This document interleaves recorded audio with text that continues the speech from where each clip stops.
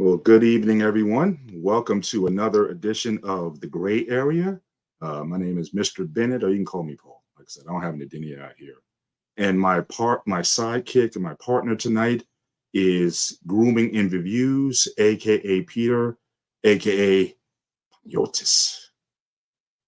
Posise, my brother. How are you? What's going on, good brother? I am well. A long day of work is over. I'm ready to kick it and about to stir some shit up with you, like always. Oh, okay. All right, bring it. Bring it. Before I'm we get ready. into it, I wanted to address something we talked about last week. I got some information on.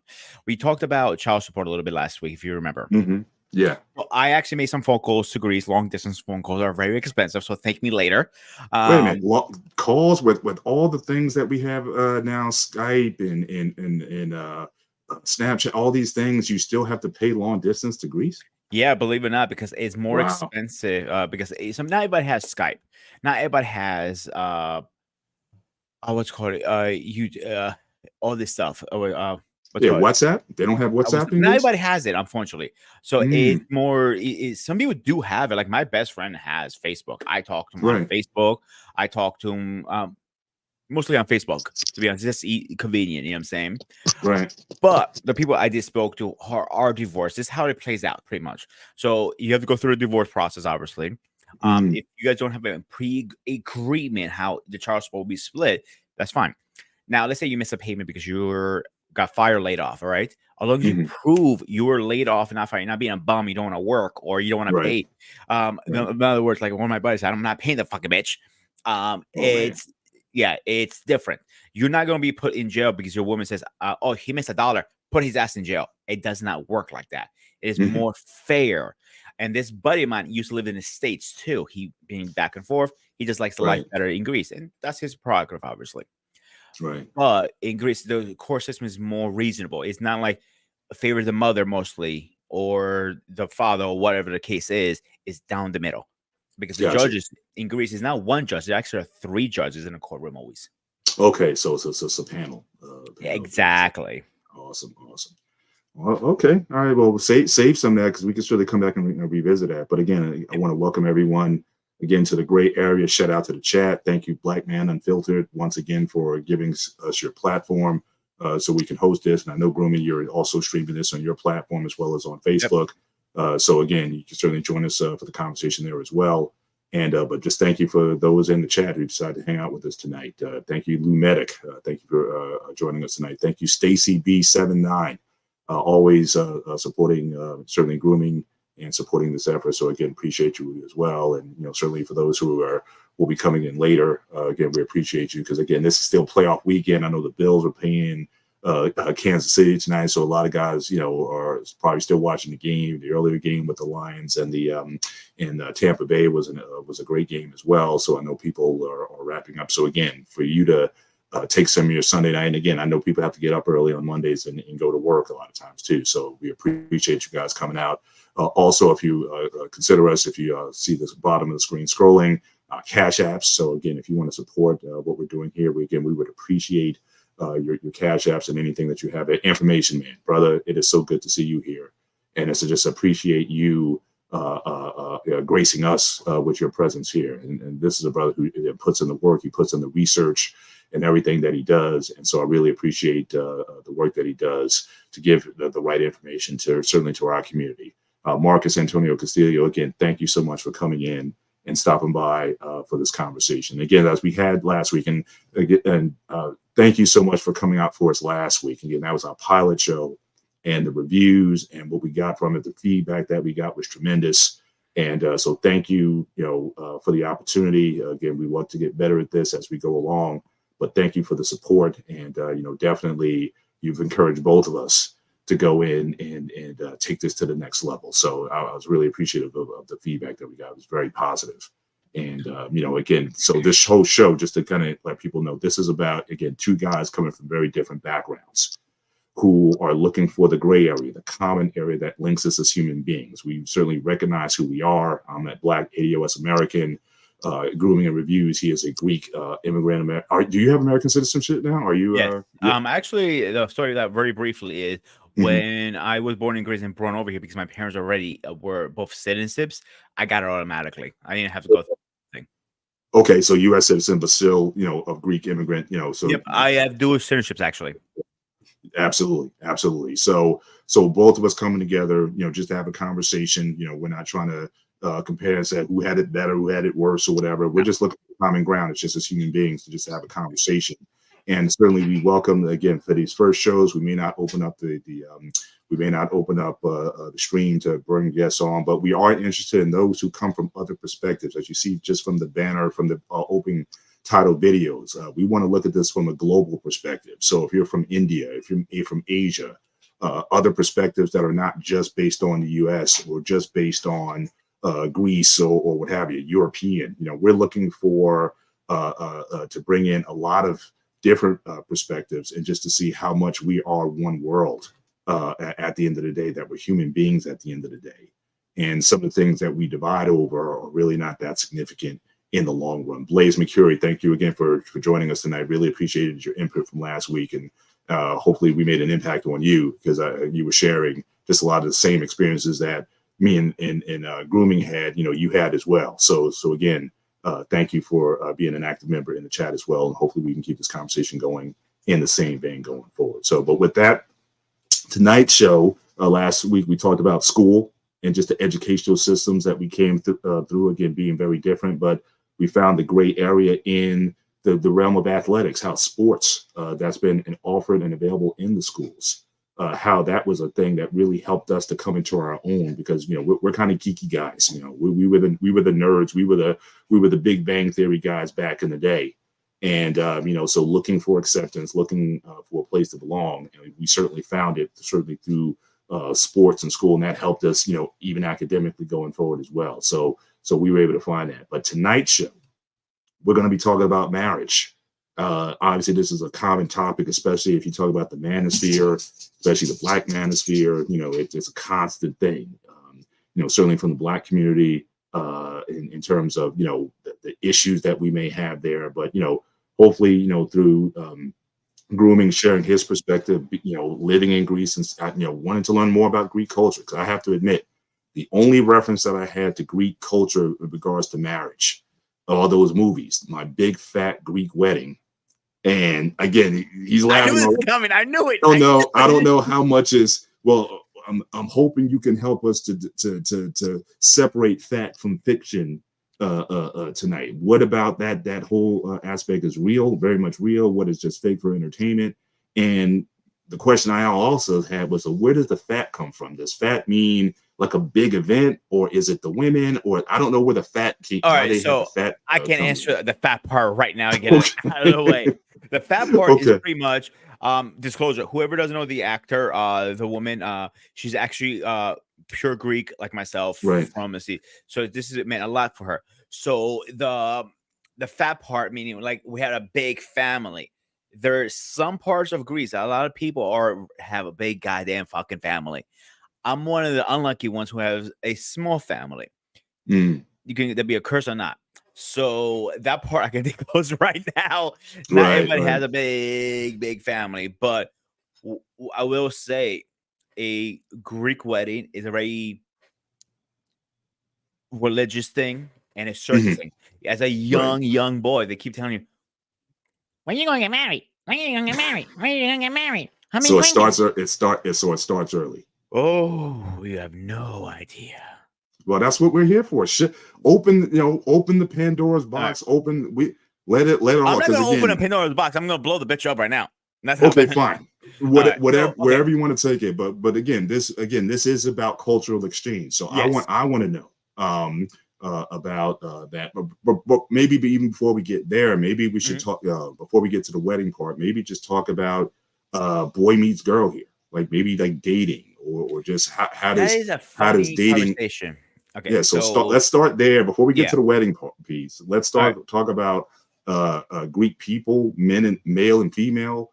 And again, one question I had from the title of that movie was, how are Greek women typically shaped? Are they known for being slim? Are they kind of, because the women in the movie, at least from what I recall, they were all kind of a bit fuller. Let's say that fuller physiques. And again, a lot of guys are into that, So again, it's not. I'm not judging that or whatever, but your typical Greek woman, how is she? How does she look? How is she built or whatever? The typical Greek man, are they fitness fans? Like you go like Brazil or whatever, like everybody's into fitness. Like they get the fake BBLs, they get all everything is about body image is huge down there, and even guys will get fake pecs and biceps and stuff like that to look at different whatever. So so let's start just with the man and the woman first, and then we can. I'm going to start with that actually. I want to start with the body thing really first. I want to get that out of the way. Cool. The physique. Cool. Okay, the physique is pre-marriage. You'll be all over the place. You could be you have a chunky chick, skinny. They're all over the place, like any other culture.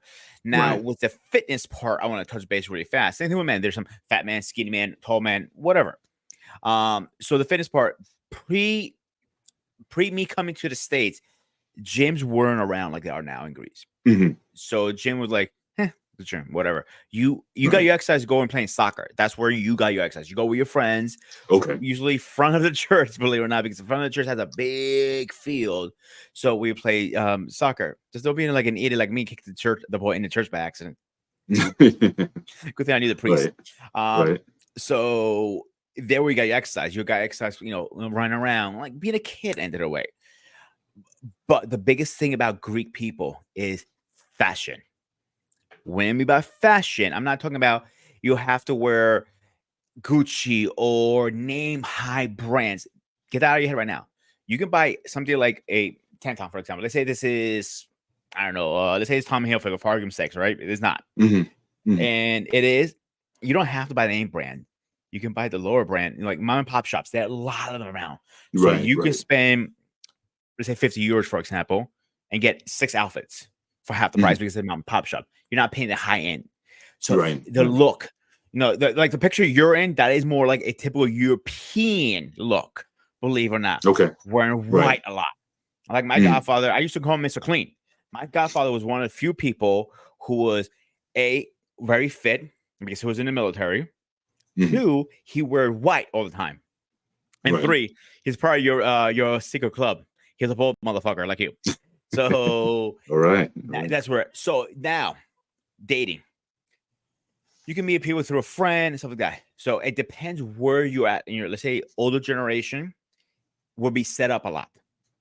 My uncles, for example, both of them were set up. So just through family, family and friends, pretty much they do the through friends. Even somebody actually gets paid to do that for a living.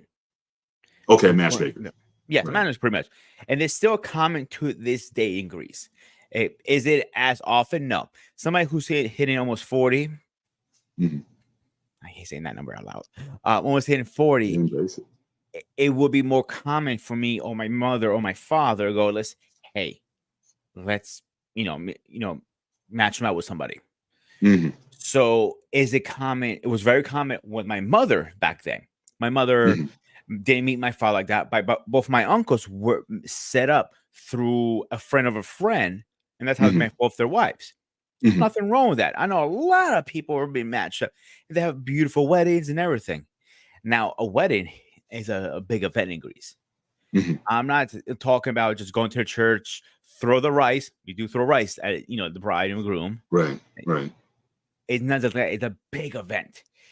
Okay, hang on to that. Again, we got to build to that. I know. I want to touch one base before I go anything. Okay, cool. The worst job to have in any wedding club is the guy who has to pick up the broken dishes. I'm gonna leave it there. Okay, gotcha. Sounds good.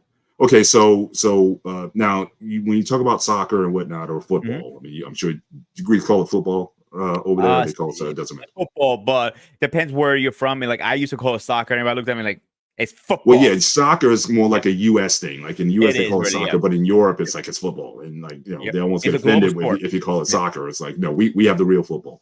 But when you said that most people get fit, because again, you didn't have a lot of gyms and whatnot. But what about the women? I mean, do women play football as much as the men do, or how typically does a woman get in shape, or are they into exercise that much as the men? Depends on the woman. It really depends. I seen girls play soccer with the boys, like a unisex thing. Mhm.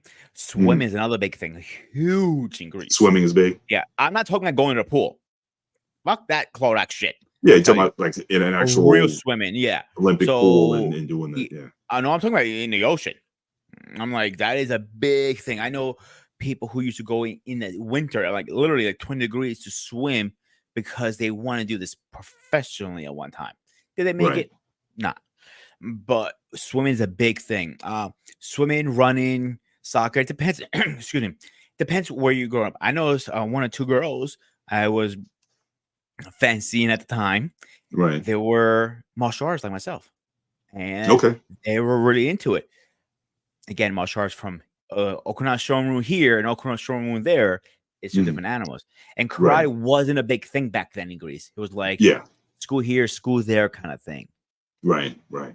So, okay. So men and women kind of come, like you said, they kind of come in all shapes and sizes. Mhm. Fashion is major over there. Okay. So what's typical Greek attire for a woman versus, you talked about the guy earlier. He could be, dressed mostly in white or whatever. What's a typical Greek woman wearing? You're in the public square, you're at the mall, you're on the street or whatever. What's typical? Because again, I know you guys have like temperate zones also. So you get cold as well as very warm. So typical summer, what's a Greek woman typically going to be wearing?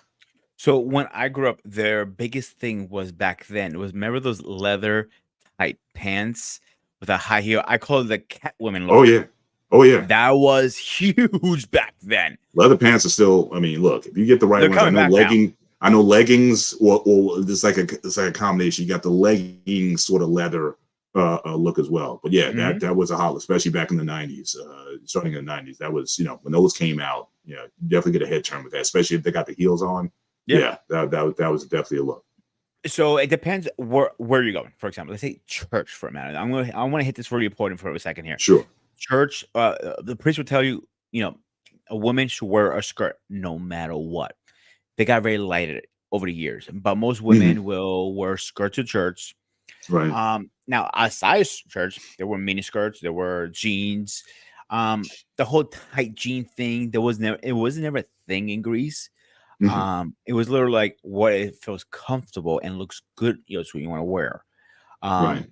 Now low cut shirts, again, that wasn't a thing. They didn't. Now it's becoming more a thing now, showing more skin. It Right. depends where, let's say your group, your age bracket will be more, covered up more than more like my age and younger will be more showing off more, if that makes sense. Mhm. Yeah, gotcha. Now, as far as the dresses, like especially Mhm. going to church, was there like a length? Is there a length? Is it below the knee? Is it to the ankle? What's typical? Especially Technically, like it's I say in the supposed summertime. In the yeah. summertime, like what? Technically, it's supposed to be like around the knee area, around down that like. But if it gets up to the thigh, it's a little inappropriate to say. But over the Certainly for year, church, but yeah. just like I said, in public, you're out. It's 75, 80 Oh, degrees outside or oh yeah, whatever. you get mini skirts You're all wearing a the summer time. dress or whatever. Yeah, like Oh, mini. mini skirts is a big thing. Oh god, yeah, they were huge, and I used to love watching the girls walking by me. I'm sure you did. I'm sure you did. Awesome. I used to sit on my Now, patio, and every time I walk by, I'm like, I love right. my life right now. There you go. There you go. So women are out there, and again, especially well, before I get that, I want to get Mhm. to okay. So we have the the dress. What about type of hair shots? Because again, from that movie, all the women had like this big curly hair. Like that was just a big thing. You didn't see a lot of girls with straight hair down the back or whatever. Is that just a natural thing for Greek people to Most have women go natural with curly hair? hair, and like back Most then women when go yeah, natural. yeah. Yeah. So they don't use Okay. the heating iron They and don't they do cook the hair, perms and stuff like that. They perms. don't do. They do it once in a blue moon, but they're thinking about the Mhm. dollar sign. How much is it going to cost me to get my hair cut? How much will it cost Okay. me to get my hair professionally done every 2, 3, 4, 5 weeks? And like whatever it is, let's say every 2 weeks for argument's sakes. Right. That can add up. Like 100 Yeah, euros but is like almost 150 here. right, but I guess, but some people like black women here, a lot of them will pay any price, for their hair Yes. care and maintenance. So it's like Now, whether it be if the you go natural, you Greece, get the perm, you get yep, the weave, you get yep, whatever. But yep, that's like a part of your budget. So yeah. it's like it's not. So the fact that a lot of women in Greece that So they're concerned about their looks, obviously, but Yes, it's not as obsessive maybe as it is here in the U.S. or whatnot. Women wear exactly, their hair naturally and whatnot. They're not, exactly.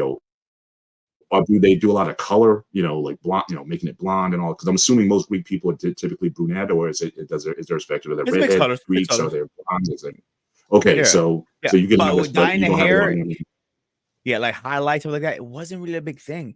I saw, Mm, highlights. I would say out of 10 girls I knew, maybe one would do it, not because she mm, had to change it up a little once in a while. And that's right. cool. I get it, but not to do it like here. I see one girl, like 5 girls, all of them every week. They have their hairstyle. Like, geez, where are you finding money for this shit? Now Yeah, it's starting to catch up with it's starting to Greece catch up. too. It's starting to the nails and everything, but I don't think it's ever gonna pick up popularity like it did here. Like Mhm. you have to go every week. You need to do it, and has to be a part of your budget. It's like you're putting gas in your car. Yeah, Pretty much, yeah, that's what I it can came down understand. to be. Gotcha, gotcha. Another question I had was, what about tattoos? And again, I know different, especially now, do you see more Greek women getting tattoos and sleeves and things like guys is kind of, I certainly see guys doing, but are women adopting tattoo culture in Greece now? Are you seeing a lot more of that than you did maybe when you were growing up there? Okay, so pre me going pre coming to states, tattoos weren't really a thing in Greece. You may have Hmm. one like a sailor had one, like a little, like my uncle had a little bird, like literally it was not even half of this. It was like small. I'm talking about Right, very small. right. Now, at now it's like here, everybody's getting tattoos right and left. Yeah, Like I yeah, cannot tell you where I haven't walked down the street and I seen somebody have I seen people have neck tattoos in Greece. I mean, literally whole neck. I'm like, right. to me, that's even extreme for my ass. When the women also, the women are getting it. I haven't seen a neck tattoo on a woman, but I wouldn't doubt it. They probably have it too. Right, right. Wow. Okay.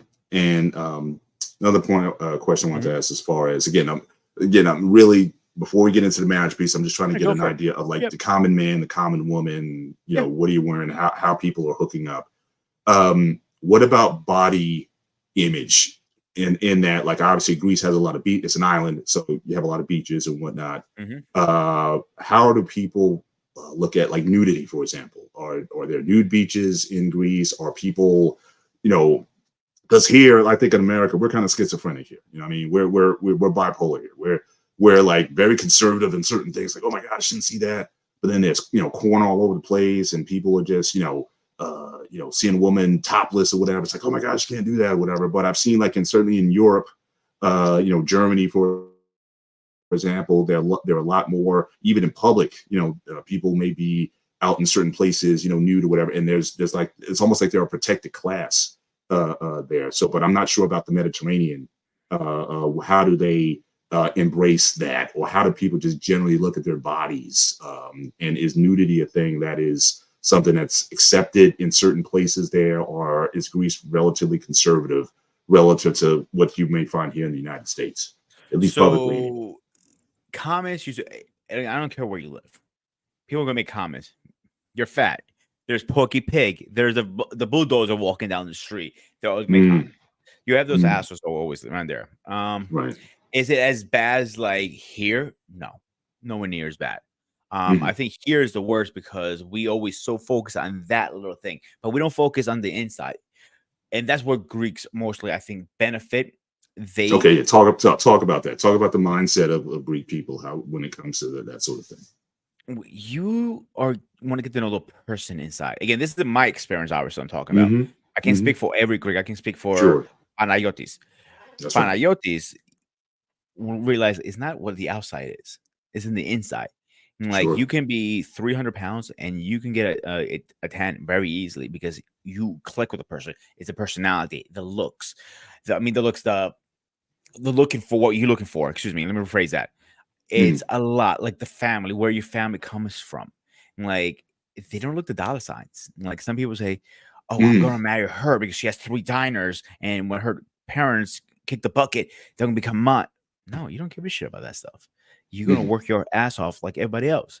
If they mhm. have a business, you just become part of that business.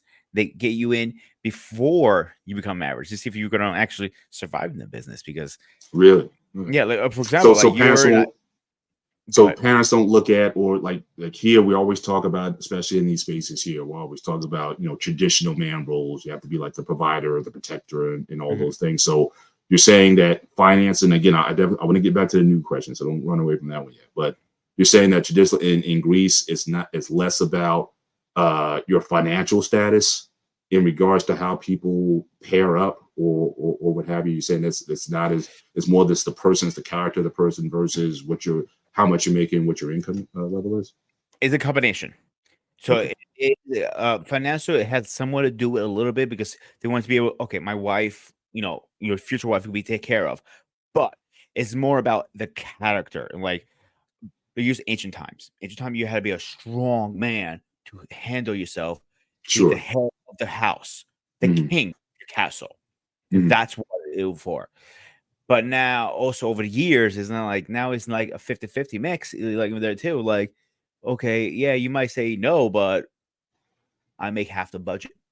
So Hmm. I knew one of my neighbors. She and him or her husband may open a factory that does plastic bags, plastic Yeah. containers, anything. He was in charge the whole marriage because it was his Hmm. idea, his baby, his everything. You can tell who's in charge, Right. and he was the man. You can tell when he walked over the street and talked to me, like, "Hey, Panayoti," like he had a man voice. You know what I'm saying? And then Hmm. he carried himself. My godfather, great example, military guy. Everything. When he spoke to somebody, he spoke to you like a man. But then Hmm. you have somebody who's still learning to become a man. He's not carrying himself with that confidence. Hmm. Like for example, let's say my godfather, you and him met. Both of Hmm. you guys are going to are alpha males in a room. Nothing you're going to mean. Hmm. You're going to butt heads because you Right. were raised a certain way. You were a Sure. certain way. That's why I got this from actually from a Greek brother of mine, and now it's actually a thing. How do you learn patience? He goes to me. I'm like, I don't know. I'm like, just you have it or you don't. I thought. He goes, grow a beard. Huh? Grow a beard. He goes, I mean, like, and his beard was literally down to here. I'm like, it Oh was a man. beautiful 12-inch beard. Yeah, you gotta learn patience fast. And Wow. like, and that's one of the examples. Like, that's why you see a lot of Greek ancients have beards. They have to learn patience. Yeah. That's true. That's true. A lot of They gotta, statues. A lot of the yeah. yeah. Yeah. Gotcha. Gotcha. All right. So back to again the body image. So again, is nudity a thing? Is it like, are people like you're at a beach and the girl's topless? Do people are like gawking at, oh my gosh, she's topless, or is it like, it's like it's just a thing? It's just people are just not so hung up. It's like I said here, like I said, it's just very, you get very dramatic reactions to it. People are either going to be offended by it, or people are just going to be like, it's just a natural thing. But if you go like to Brazil, you go to these other places in the world or whatever, and it's just, people aren't so anal about, things like so you go to a beach in Greece, like what are you going to see usually? Okay, that's kind of funny you said this because I have two stories for that. So you're gonna see Sure. most people dressed up appropriately, but you have few people who feel more comfortable being topless. You're always gonna wear something about. That's a must. This is Okay, how it so is. not totally new. Got it. Yeah. Got it. So I'll give you two good examples why this is like normal. Now it's getting more stricter because obviously we're going into a new generation now with the PGs and everything. Like even there, you can look the wrong way, you can offend somebody, but it's not as bad as here. Mhm. Right. Um, so I was in Greece, at the beach, minding my own business, and a woman is swimming topless. My younger friend, he goes like he was fascinated with that. So he got the badofla. You know what a badofla is? No, it's You ever heard of by chiclata? Dolpha. Yeah. You ever heard in What's it? Spanish called it's chiclata? No, No. no. A Is that a sandal, a okay? plastic sandal. You get slapped out across the head, you're gonna learn your lesson fast. And those Mm. fuckers hurt. There's no giving those things. It's like So like these aren't your phone ones. These are, oh no, hard leather plastic. leather. So yeah. Oh, Yeah, fuck. you're Okay. gonna get when you get whacked in the head, you're going to feel it. He got whacked in the head. You know how they Right. always joke around like Spanish women gotta learn how to aim? Yeah, same thing with Yeah. Greeks. Yeah. I think it's a mother thing. That's one example. The same day, a woman was wearing a interesting bathing suit. It was literally wired around her breast, Hmm. and the only thing was covered with a flower, her nipple. That's it. Hmm. And people were like walking by, like, whatever. It's just Mhm. here, if you were wearing that type of Right. bathing suit, here, if people were like, like, yeah, 911. I have a problem Yeah. here. The cops will be there before you Yeah. know it. Indecent exposure Exactly. is a people some will call it for. Like, I give a great example. Like, I remember getting pulling over and going to the backwoods forest. Like, I gotta go pee. Tree's right there. Go to the tree. Right. It's normal there. I remember my grandma going behind the bushes. Again, Hmm. normal stuff like that. Hmm. It just intentional exposure. Even to this day, I don't think it's a thing. I mean, it's probably is a law there. I'm guaranteed Hmm. it's a law, but nobody enforces it. It's one of those things. Like here, they enforce it very well. Yeah. Yeah. Yeah. Okay. Okay. So again, a topless woman at the beach Mhm. isn't, no one's calling the police No. over stuff like They that. And do have it's kind nudity beaches in Greece, but out of like 100 beaches, they're probably like 3, 4, maybe 5. yeah, that's yeah, same thing here. Same thing. Yeah. That's why I was saying in terms of like how in Mhm. public places how people look at things. Like, like here, like it took a long time, for example, like for a woman to like breastfeed. Like that was something that certainly in my parents' generation, that was just something you wouldn't just do. You wouldn't just whip out a breast and feed a baby publicly or whatever. But now it's become more accepted where, you're in a restaurant or whatever. And if a woman has to feed her baby or whatever, it's just, Yeah, it's you just kind of common open now. up and do that. It's not, Mhm. something that's, so it's like, oh my God, she's whipping the breast out or whatever. It's like, hey, Yeah. now again, it's like you're a protected class when you do certain things. And, restaurant can't say, hey, you can't do that here, whatever, as long as especially if you have the thing covering you or whatever. But it's definitely something that's more accepted here. So, Mhm. all right. So I just wanted to kind of get an idea. First of all, again, thanks for folks coming in. Thank you, Dr. Nakumbe. I saw you out there in the chat. Thank you again. Stopping by tonight. Clement Gray is also in, and yeah, Buffalo took a hard one to a hard loss today as well. So it's like it's like Mahomes is there. It's like Jordan, the Knicks trying to beat Jordan back in the day. It's like you can't, it's very frustrating. But definitely we're looking like we're going to have the Ravens and the Chiefs in the championship game in Baltimore. So yeah, it should be a great game to look forward to. But again, thank you everyone for again dropping by tonight and sharing with us. So again, I just wanted to have some just kind of lay the ground rules. Okay, so you got men, you got women, you hook up. Sometimes you're matched up, through friends and family and whatnot. Now let's talk. Let's take it to the next level here. Let's talk about courtship. So again, someone can introduce you to someone Mhm. or what have you. So what happens there? Is courting or dating? How does that typically work? And is there a mindset of you don't just date to date, but do you date to marry? Or what's the perspective like for most a Greek, and certainly from your perspective, being a Greek American as well as in Greece itself, if you can make that distinction between the two, when it comes to dating or courtship, how are they the same and how are they different based on where you're at? So I always dated to marry. That's how I was raised. You don't date to just You date to marry. yeah. That's just from birth. That's That's how I was raised, and like I remember them telling me young, like I said earlier, like your son's gonna have some great grandkids, or he's gonna have a beautiful wife one day because he's a handsome guy, or he's a talented guy. He's gonna have a great woman. That's what everybody used to tell my mom. You know, or my grandmother, and like he's a very respectful person. He has a good head on his shoulders. He's gonna be a good husband one day, a good father. That's all that you get beat up with. Good father, good husband, good father, good husband. I'm Mhm. like. Like, and that's how I was raised. When I came here, I was like, yeah, you don't date to marry, you date to get laid. I'm like, really? Really? And I'm like, and when people were like talking about just getting laid all the time, that's all they're talking about in school. I'm Right. like, but we were talking about other things. We never talk about sexual stuff at school. We never brought that up in school. Really? Never. Because sex is very common and like it's common as ever. Yeah. You might make a joke once in a while, like, like, for example, your dick didn't work last night or something. Or go jerk off because you're pissed off, or, because you didn't get any. Small joke, very small. But at a percentage, 2 to 3%, maybe 5%, you joke around. You joke around, but you're not talking about, oh man, see, I would rip her apart. Yeah, yeah, yeah, yeah, yeah, yeah. So what? So No. guys, so just teenage guys, youth guys, like sex isn't something that is um pursued or sowing your wild oats before, Matt. That's not something that was done back in your day, back in well, again, you were already in high school, you were here already, but I'm just saying, but in that culture, guys don't just talk about, you know, doing stuff with girls. That's just not a thing there. No, I can tell you why. Yeah, go ahead. You're gonna pull up your sleeve right now. I think BMU might be jumping on this one in a minute. Because your father would take you to the whorehouse and lose your virginity. Oh yeah, you go into that. Okay, let's talk about that. Okay, so So first of all, so is prostitution legal in Greece? when I lived in Greece, yes, and I'm 99% sure it's still legal now. So how it Wow. works, you get a little card. It says, you're a prostitute pretty much. You get tested weekly, and I think it depends on the prostitute too. Obviously, you have the high end, low end, whatever.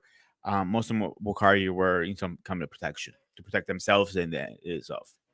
Wow. So it is part of the culture where a father, around what age we're talking about here? 13, 14, 15, like what? Around there, I can't really give you an exact number because everybody's different. Sure. Okay. Me, it was a little different than everybody else in Greece because my father was here. Right. So, everybody's You telling me had about you had to prostitute. do it. So I ended up doing it Okay. myself.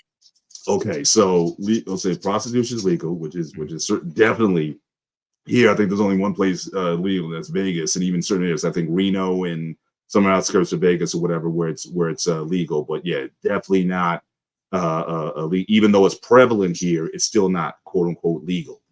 But there's a system that they have there, again, the testing and all that kind of stuff that's there. And it's common practice where a father will take his son, when he hits puberty or whatever, to take your son to a brothel, or do they call them brothels there, or what do they call it? What's it?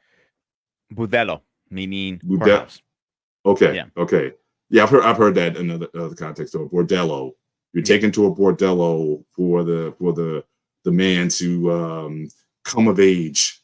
It's going to be in a controlled setting. It's not just going to be the girl in the locker room at school or behind the Okay, gym or so whatever. It's I'll tell you my story, how it happened to me. okay. Go ahead.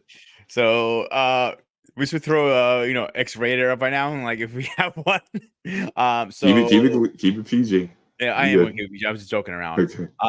So everybody's telling me, you've been with a woman yet? I'm like, that's all. And you get in details, like, and Okay. everybody's like, okay, I'm getting left out here. What the hell's going on here? So I ended up talking to a couple of my older friends in church, not at church, outside of church, obviously, when we're Mhm. hanging out and something like, and they tell me, yo, go to so and so place. Is that legit? This is where my dad took me. I'm like, okay, you need X, Y, and Z numbers. I can't remember how much it was. Had the money, went there. They were looked at me like, young man, what the hell are you doing here? Like, explain to my father's in Greece. I'm like, I don't want, I'm in America, excuse me. I'm here in Yeah. Greece. And they go to me, oh, okay, we can take care of you. The guy brings me in. He goes, snaps his fingers. Girls coming lining up. I'm like, the first one, Lining I up. saw. Yeah, Oh my god. I saw boobies. That's all I care. The biggest one I found was that one. I'm like, I want her. He goes, oh, you sure you can handle her? He was just messing around with me. Goes like, yeah. It goes to me. I think it was like in American dollars, like $20. And like they knew for your first time, you're not going to last more than 1 second. You know how it is when you're popping. And you go, she took care of me. She talked to me. She explained to me how everything's going to play down. She explained to me how to put a condom on. She even put it on for me and everything. And like, when it was, I'm like, that's it. And she goes, yeah, that's it, actually. I'm like, well, if you're around too, come see me in a week or two. I'm like, do I get a prescription or something? Like, no, just ask for me. And she walked away. Wow. And that's it. I'm like, wow. This is definitely not gray area here, because we don't do that. nope. So okay, so someone's asking, someone asking the price. So price range here, how much can do the conversion to Greek to American dollars or whatever. At the time, it would probably be with drachmas, maybe like $40 American right now. $40 yeah. US. Yeah, it depends. It depends what kind of service you want to get to. If you want, say, like an escort service, you want to go out for dinner and you want to wine and dine kind of thing, like remember, like a wow factor, or do you want something just like I just want to make my pee wet, and that's it. That's all I care about. Yeah, I mean, we're still in the adolescent. I mean, the puberty, Yep. teen boy, Yep. whatever. So it's Right. tradition. The father takes the son to the bordello to gain his knowledge. But women though are generally chaste. I'm talking about not those in the bordello. So common women is the expectation that women stay celibate prior to. Is that at least perception? I know again, people are going to be people and they're going to do what they're going to do. But are women expected to be virgin or chaste before marriage? Is that a common cultural practice? Just as everyone's taught to be married, but are women also expected to be virgins or celibate prior to marriage? So yes, they expect it, and I do this for a reason to be save yourself towards the end of marriage. I know a really good friend of mine who's Greek, right, and she's still saving herself, and she's in her Mm-hmm. 42, 43, I think it is. Mm-hmm. But back then, you didn't talk about it. That's something you didn't talk about. Like when you have your girlfriend, you go like, "Yo, dude, come on, tell me, did you? You didn't bring that up. You're going to you're going to knock the hell out if you do that." It was a respect factor. I'm like, you never talked about, like, I was young and I was joking around with somebody who goes like, "Oh, I found out Father Alex, his daughter is going to be married to one of the guys who's in the church with us, one of the Alto boys." And outside, we're talking around, we're outside the church, away. I'm like maybe 20 feet away, maybe more, a couple blocks pretty much. Sure. And I was talking about like, "Yo, dude, did you, how was it?" She goes, "You're going to get knocked out, Peter." He goes, "You're about to get knocked out." And he put me on the side, and he knows I was younger. He goes, "Respect. You don't ask a man how his woman is, girlfriend, a lay, whatever. You do not ever ask that. That's so disrespectful." He goes, "Yeah, that's pretty." I mean, back in the day, I mean, guys would talk about, especially if now again, there was a difference between if it was your girlfriend or if it was just someone you just smashed. You know what I'm saying? Yeah. If you just got with her or whatever, you may go back to your guys and say, "Yeah, I got with her," but if you guys got into like a monogamous relationship, then that's when you didn't talk about, you didn't bring up. It's like there was a respect factor if you're in, but if it was just a random. But from what you're saying, in Greece, you really don't have this idea of randoms. It's kind of like you have this formal process where there's a sexual education that a father will take his son through. Women are generally expected to be chaste until marriage. And generally, the culture is such that still drives towards marriage. So it's like there's a lot. So it's a very structured in certain ways in terms of how things are done. And there's an expectation, because I've gotten into debates with people here. I know it's one lady from church. I remember specifically talking to her about. She was insistent that her son stay celibate before marriage. Just like, no, he's not. He might have been 13, 14 at the time, but it's like, no, he's not going to have sex before marriage or whatever. And then I asked her a question. I said, okay, but you expect him to know what to do, right? Let's say he waits till marriage, he gets there, right? A guy is supposed to know what to do. And then she said, well, look, the way I was raised, a guy is supposed to know what to do. But how is he supposed to know what to do if he's never done it? So she was kind of left like in a quandary to say, hey, my son's not going to have sex before marriage, but somehow on his wedding night, he's supposed to know what to do.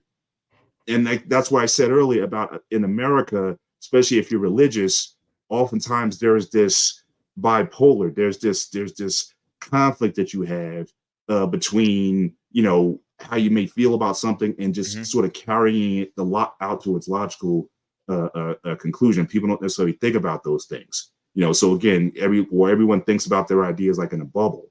But in Greek culture, there seems to be this recognition that men should be men, for all intents and purposes, and ladies should be in a certain, a way in terms of they carry themselves or whatever. But we're not going to, the area in the middle where just you have the randoms, you have the hookups and whatnot. That's just not something. So answer me this as well. Is there a lot of like teen pregnancies or, out of wedlock sort of births and if there is, like, how is that looked at in Greek culture and society? Again, from a Greek American perspective as well as in Greece. I want to touch a couple of bases also on top of this before I'm going to answer that question. I want to touch Yep. a little history Sure. lesson on anybody. So Sure. when I was in Greece, 0. It was no such thing as teen pregnancy. No teen pregnancies in Greece. Nope. Because you knew where you, as a father, you better know where your daughter is at all times. Like if I had to shove a goddamn GPS up your goddamn ass, yeah, it's going up there. I want to know. Like obviously, the thing about Greece neighborhood, everybody knows everybody. So if your daughter's hanging out with the guy on his corner that he's not no good for, and he's going to be sleeping around with other women, oh, your father's gonna find out, and he's coming gun blazing down fast. That's not even a question. So, a couple things I want to touch base. The one thing about history lesson back in the day, ancient Greece, even Vikings, even Romans, they to turning you into a man, they took you to a woman, like it was very normal, like I said mentioned too. But they would sit down and actually literally watch the process. The father would sit down and watch the whole process. Vikings. Wait a minute. What, he would what? Wait a minute. Watch the process. I'm that serious. You're expected to perform when your father's present? Yeah, in an ancient time. Ancient time. I'm talking about. Man. I'm talking about ancient history. Don't say. Don't go to Greece now. And like, hey, I heard about it from my buddy Greek. I'm like, no. Ancient Greece. Man. Watch the show Vikings. You're gonna see what I'm talking about. That part. He's literally sitting there and watching his son like going at it. Wow. It was very common back then to become a man. So here's where I will throw a little monkey wrench in the whole thing. So the hookups you're talking about. It doesn't really look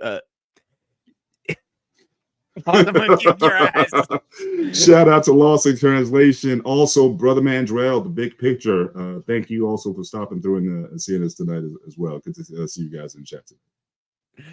Okay, let's get serious for a second here. So the hookups, does that happen? Yes. Is it common? No, it's not very common back then. Now I know they're more common now, but they keep it hush. You don't want to spread it. Again, it's respect factor because it's a big thing in Greece is respect. It's like a kiss and don't tell kind of thing. You remember when we say that? Like, same concept. So the hookups can happen, but they're not that common. It's now if you see a couple, let's say not married, a couple living together, you kind of think at this point, like, yeah, they're doing something if they're not married. You know what I'm saying? So in Greece, as much as they don't believe in no sex before marriage, but they also believe outside the church, you should live with your girlfriend for a little bit. Make sure you guys are matched. Because you don't want to live with a woman, and the next minute you know she's throwing goddamn plates at you because she's pissed off because you came 10 minutes late. You know what I'm saying? You saying the church endorses that? No, the families does usually. The family, but not the church. The church will still say celibate before marriage or whatever. Exactly. You move in the day you get married. Wow. Yeah, and that's why I disagree with the church too. Because let's think about it. Let's say I am with whoever, and the woman I'm with, we haven't lived together. How do I know I'm completely 100% compatible with that person when I live with her? How many times you've been in a relationship before you were married, and you would live with her for a little bit, and it didn't work out? I know, I've been there. Well, that's why. Well, and that's why I was bringing up earlier. Let's get back to that part of the conversation. Talk about courtship. Mm-hmm. So again, however you hook up. So independent of courtship, there's an education. I'll just put it that way. There's an education that young men are brought to. All right. So then there's this courting process. So either you meet the girl on your own, or the families, arrange you with someone or whatever. Okay, you're dating, and this is under the prism of, again, you date to marry. So under those courtship arrangement, what's the typical dating time? Like, do they give you 6 months, 3 months, a year? What is typical before the people start asking, okay, when you guys set a date yet or whatever, especially if you're serious with someone, what is generally accepted in terms of the length of courtship, and is there anything specific to the courtship that you guys talk about? Okay, in terms of, because I think here, the fact that, especially now, people are so iffy on marriage now, you can waste time. You'll be dating someone for like years, and not really know them because again, you were never directing towards a marital state. So yeah, so here it's like unless you're very intentional, like I was very intentional from start to finish was 10 months from first date to marriage. So, but I went into it saying, look, I want to be married. This is what it is, and this is what we're going to do. And if you're with it, great. If not, next, move on. So I was very intentional about that. Mhm. But in Greek culture, how does the courting process work? Break that down a little bit for us if you can. So the time limit of dating to engagement to marriage is really up to you. There is no Okay. time limit. Like I've seen people being together for 2 years, and then the guy gets on one knee and stuff like that. Which again, for by American standards, though, that's pretty short. Like I said, Yeah. I mean, people be dating 5. I mean, if you ever watch any of the old Kevin Samuel shows, that women talk about that all the time. How we were together for 5 years, we were together for 7 years, we were together for 10 years. And he'd be looking at him like, and he hasn't proposed to you yet? I mean, so even Yeah. 2 years is relatively speaking, especially to the West, I would say, if not the US or Jamaica, whatever the country is, that's still relatively short. But I'm saying, but there is a time that when people say, okay, look, your mom's gonna come to you, your dad's, hey, y'all been together for 2 years. Or like the woman's dad may come and say, look, you guys been seeing my daughter for 2 years. What's up? Is they moving that direction? Is he gonna marry her or not? Or if not, do we need to move on or something? So talk about that. So before you get on one knee is very common and it's still practiced to this day, I believe, to get permission from the father, the blessing from the parents, because you need, Always. yeah, like from my I missed knowledge, that part. yes, yeah, I missed like that part. yeah. So if let's say I was dating your daughter, for example, Paul, Mhm. and like one of the 4 ones you have, and I go up to like Paul, and like I need to speak to you in private. I spoke to you in private. Like, listen, I really love your daughter. Yeah, I want to marry her with your blessing. I'd like to marry you. You say yay or nay. It's up to you, obviously. And Right. 99% of the time, they say yes. There's not a Right. lot of reason. And say no. If you come into like that man to man, I'm like, I might take you out for a beer or just let's go outside for a cigarette or whatever, because smoking is very common in Greece. Is it? Whatever. Okay. Yeah, whatever it is we, whatever, like I need to have a bond with my stepfather because you're gonna be my stepfather one day. I mean, like, okay, we're talking about Star Wars, for example, or we're shooting pool or whatever the case Mhm. is. Yeah. We find common ground because we love the same person at the end of the day, is that woman. So this it's weird because it's no set time limit, but there are some practices that still happen. Like, for example, like say, asking the father. Then it is an engagement party that you wear a band, like a wedding band. It's normal to where the priest comes to the house, blesses you guys, the whole thing. Then you wear the bands. It's not a wedding ring, it's an engagement ring. An engagement ring, but the man gets one also. Yes. So Okay. the woman gets her band and her ring. Right. Now the man just gets a plain band. So when you pick up the ring, you pick out the rings. You pick 2 sets: your engagement and your wedding. Right. You could do it separate if you want, but it makes more sense to buy them in package Yeah, because kind of similar. cheaper. Yeah, kind of similar here. But I never heard of a guy getting an engagement ring though. That typically doesn't happen here. You get your band at your wedding or whatever. The woman gets the engagement and the ring. But that's the first time I'm hearing that. Okay, so there's not a hard date, but it's almost like one of those sort of unwritten things. Okay, so Kind of, again, you yeah. with your lady for like 3 years, y'all just together, and supposedly you guys aren't hooking up because again, that's still kind of no, right? Or you keep it under wraps or whatever. And again, if she winds up pregnant, then that's definitely something where either that's going to be, I don't know if you have a concept of what they call it here, shotgun weddings, where it's like, okay, you got my daughter pregnant or whatever, here, you're going to marry my daughter right now, or else I'm going to shoot you. I mean, that was the premise back then. But if by chance she gets pregnant before you do get married, then I would assume that would certainly expedite the process because no father wants to see his daughter, certainly in that culture, pregnant and unwed. So It's funny is you said that this. am I kind of hitting the You kind of yes and no. So okay? 2 things may happen here. One, you can be very secretly, like maybe your mother no or mother-in-law no, not the father, because you want your dick get chopped off. So you go through the wedding and everything before you start showing anything. Mhm. That's one. Two, abortions are very, very high in Greece for a reason. Are they? extremely high. At the time, again, remember that. And the key word, I want to keep bringing that up. At the time, they were very common because she doesn't want to get pregnant before she's married because her father is going to find out, and her father is going to probably go to jail because he attempted first-degree murder. Because as you're a father. What is one major concern of your daughters you have to do is what? Oh, definitely not getting pregnant for marriage. I mean, that's Protection. Protect them. That's what I meant. for Where I sure. was going with it. Your job is to protect your kids, and no matter what comes to those doors, what comes your way, if you have to be you versus protecting them, you will put your life on the line any day. Same thing with a Greek father. The Greek father protecting his daughter is like an impenetrable wall. That's how strong the bond is. And my two neighbors, good example.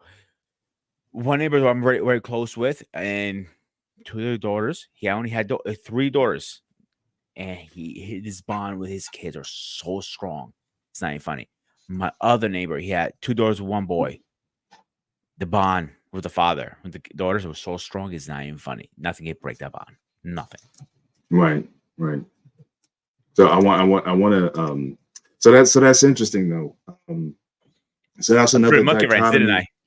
Well, that's another dichotomy here because so we talked about there's a general culture. There's this idea that again people date to marry.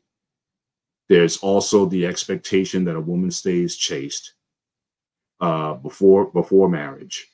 Hookup culture isn't necessarily talked about openly, but we know it's there.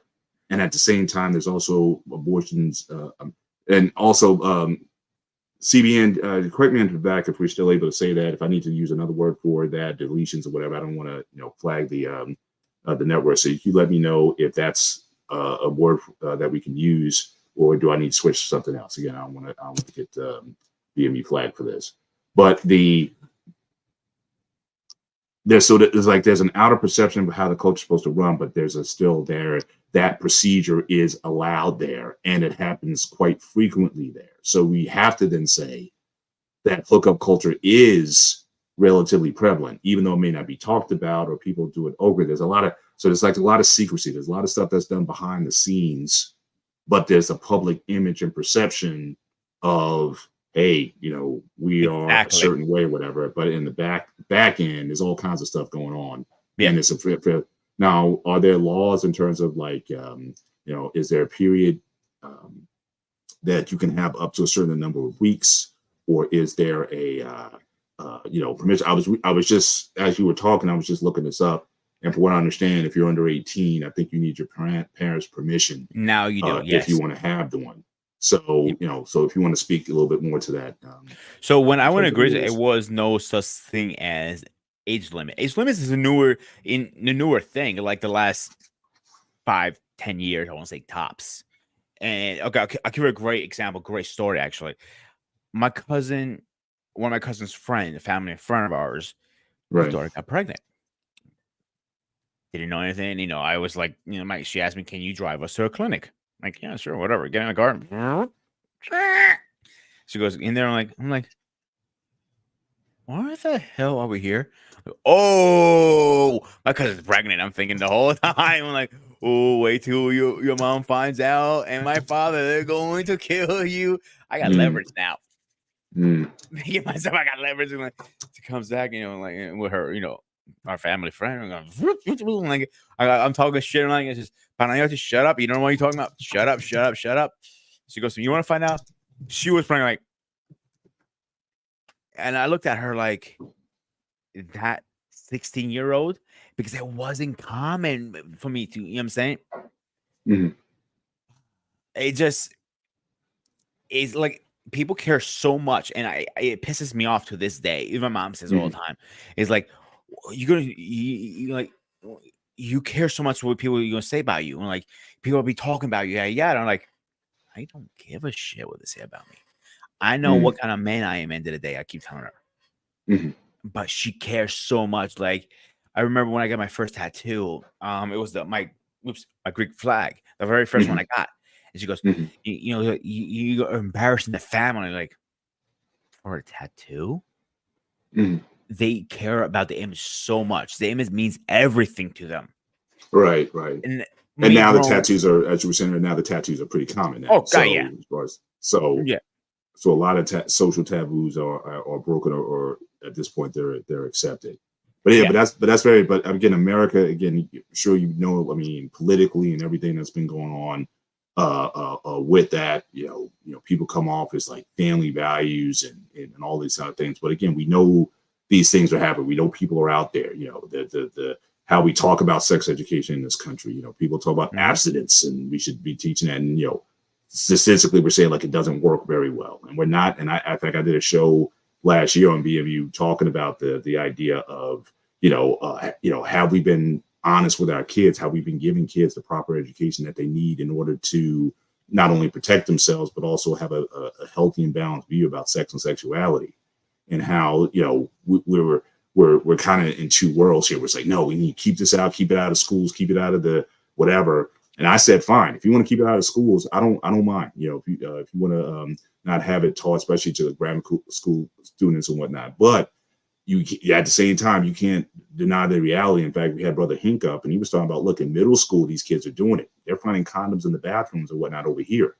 So we can gloss over and say, all right, this shouldn't be talked about, but kids are doing it. And if you're the parent, and if you're not going to be educating your kids on sex and sexuality and how to protect themselves, then we're kind of lying. It's like this, but like you said earlier, image.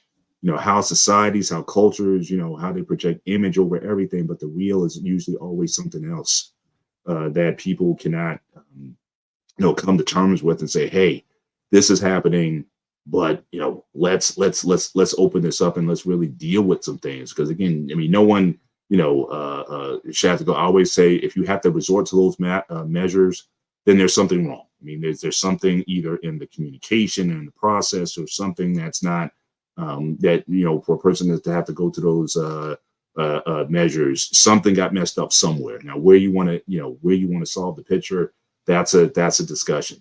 But it's just interesting how you have a society like yours that has so much tradition, and how people look at things, but on the other side of it, there's this other culture that people don't want to talk about, but it's prevalent because yep, clinics are fairly I mean, here you got people protesting clinics and things like that, or people with signs and picket signs that say, hey, right to life and all this kind of stuff. But in Greece, it's like, hey, it is what it is. People are doing it, but we'd rather have these measures than not.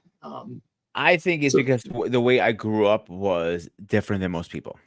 mm, Because I grew up in Greece and here, so I was exposed to a lot of things, and I kind of had the attitude like, I don't give a shit attitude. I still don't give a mm, shit attitude. And you know me personally, I don't give a shit usually. I'm gonna be who I am. I'm gonna be real. And sometimes mm, the image, you are fake sometimes, and I yeah, can't be fake. I cannot do that to myself. yeah, Like all this you see is me. This is my man cave, my studio, my office, my whatever. This is who I am. mm, I'm not gonna be pretending like what will people think about me. Okay, think of what you want. yeah, Like yeah, if you see me at church, most Greek men who do have to, they're covered up. They don't want they have that mentality from the homeland. mm, You know, I'm the only one who actually has exposed tattoos. At one time, a long ass beard is coming back. Don't worry, long hair. mm, I was literally the black sheep of the church. mm. I'm not Wow. even joking about it, and I'm okay with that. I'm okay being a black sheep because I know who I am end of the day. Right. Well, I think what also just the life that you had, again, living in both cultures, U.S. and Greece. Again, you've been exposed and you can see things more so, because like when you're indoctrinated into something, like it's like Mhm. like the world is kind of closed off. You're in a bubble, and a lot of people grow up in that bubble and they don't have the exposure to see a lot of what's going on. But you see everything, so you can say, people in Greece, they can say, look, this is how it is, but you see the real. Again, you've been to the clinic. You know what's going on in these spaces, even though people don't want to talk about it. So you're not you're Well, not time out 1 necessarily second. raised with I have a bondage. Yeah, picture I want to show everybody. Do I sure. send it to your email? How do we do this? Because I'm not sure how to show this picture. Well, I think there should be a share. If there's a present box, if you look at the bottom of your Yep, I see screen, it. there's a present. So if you do that, if you want to bring your picture up, I think it'll allow you to do that. No, we're not going to get flagged for this, right? You're No, not no, no, going no, no. It's a picture of a woman with tattoo. to. It's nothing.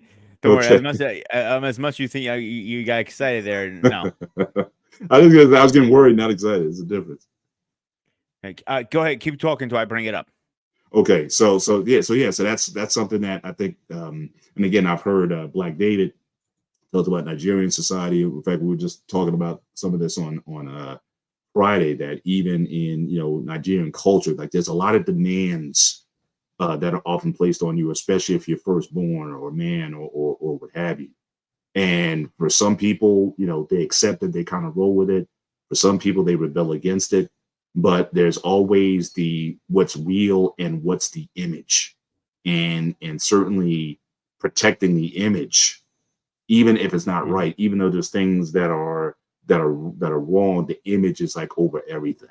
And I think that certainly happens in a lot of cultures. I have a lot of my good friends of mine are from India. So again, we've had conversations about how that culture works, how marriage works, and also what young people today, I think, what they're seeing, because a lot of them like see living in America and seeing like the contrast. They've lived outside the bubble, so they know what's real and they know what's fake. And a lot of them are rebelling against it. It's like, look, I don't want necessarily that. Yes, this is culture. Yes, there's certain aspects I appreciate about it and that I love about my culture, but I'm not going to be quote unquote married to it to such a degree where I'm just going to turn a blind eye to stuff that I see that's not right. Or I'm going to claim to be something that I'm not. And so I think a lot of them are starting to, and I think this is what, certainly with the Gen Zers and the generations coming after them, I think, this isn't just something that's happening in the US. I think a lot of cultures now with the internet, now that people are able to see globally what they weren't able to see before, I think a lot of people are going away from a lot of these traditional tropes or whatever, or looking at it differently than what their parents or what their grandparents had looked at. So it's interesting that you have this, you have this perception, but the reality could be very different for people. But whenever you're ready, you can either show your picture, or if you want to now get to, it's not if letting we me now, send it. It said it's not letting me actually show it for some reason. well, if you send, well, you can mail it to me, and maybe I can try to, Yeah, let me maybe I email it can to you. bring it up, and I Easier. can try to show it later. So if you want to send it to me, send it to my Hotmail, and I'll see if I can post it. But we can certainly move on from here. So boy meets girl, or boys arranged with girl. There's a courting that takes place. There's no predetermined time, but at the same time, there is an understood time. There's like an unwritten rules. Okay, 5 years together and still not married.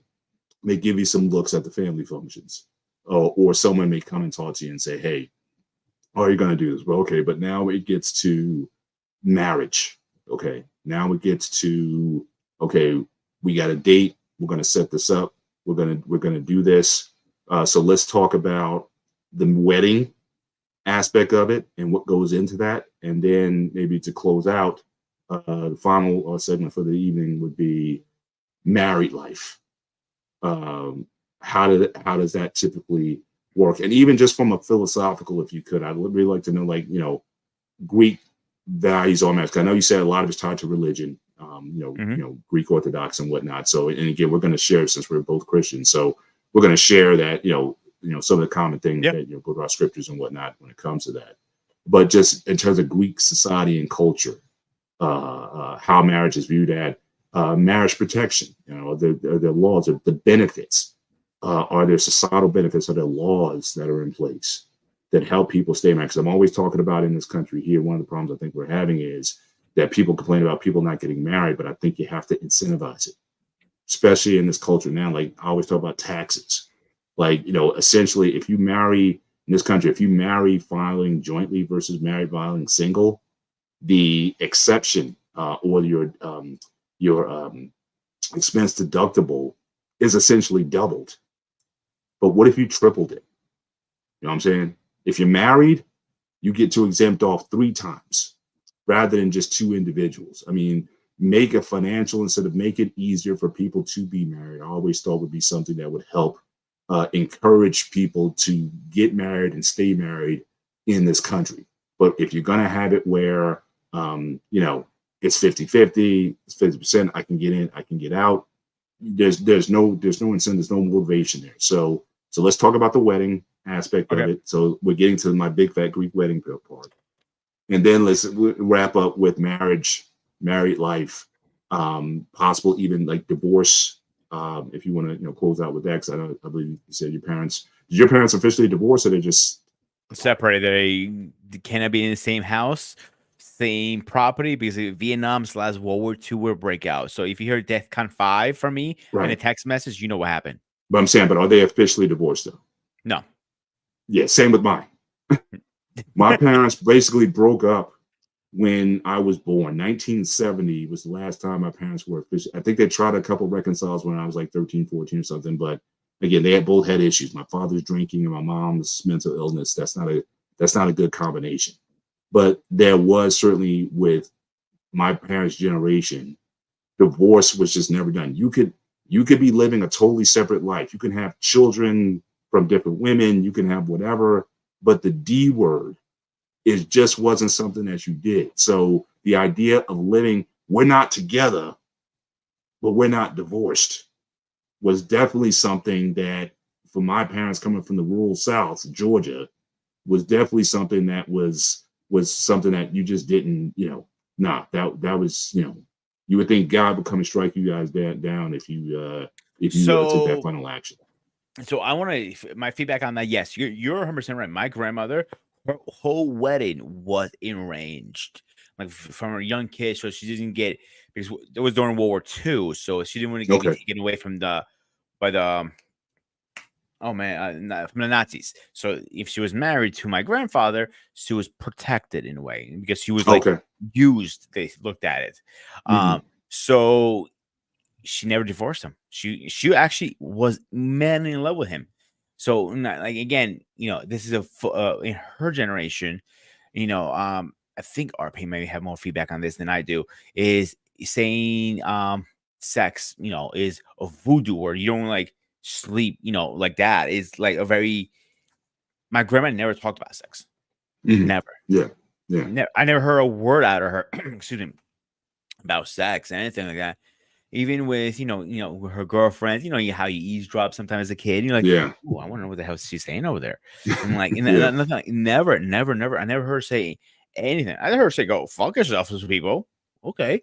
But I have never heard her say anything like to her friends, her close friends, anything sexually. I'm like, that's how they were. You're like, that's a voodoo stuff. You were not raised like that. You were raised a lady like. Yeah. And my mother, it took her years to understand. We're not in that generation, and now she's more vocal about stuff. Right. Sometimes a little too much, in my opinion, but that's a whole different story. But the point I'm trying to get to with that is she is more modern than my grandmother was. My grandmother was like, she would not, skirt all the whole time. She was, cooking, cleaning, the old school. Yeah.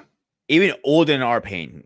And no offense to R-Pain, I respect the guy so much. I mean, shout out to R-Pain. Yeah, but I'm using his as an example because most of us know who he is. Right. It was like the time, like it was a different time back then. Yeah. And personally, I kind of miss those times, to be honest with you, because those are the times like you actually got to know somebody and not click away. To an extent, but as we talked about earlier, there's the lie. You know what I mean? I'll give you that, people aren't talking about stuff. People aren't, really putting it out there. And at the other end, like I said, you got a lot of I'll just say deletions. You got a lot of that going on. Teen pregnancy, whatever it is, STDs, whatever it is. There's a lot of stuff going on, and people are not taking it head on. And so you can talk about the image. But again, oftentimes the reality is something different. So for a lot of cultures, I think around the world, now again in Europe, like I've heard, like Germany and whatever, they're like very open. Like sex ed is early. People are pretty open about it. It's very much it's not a taboo subject over there because they make it, an open thing. But in some of the more ancient or older societies or whatever, especially if you're religious based, I mean, Europe, really isn't as religious as it once was. It's certainly a lot more secular.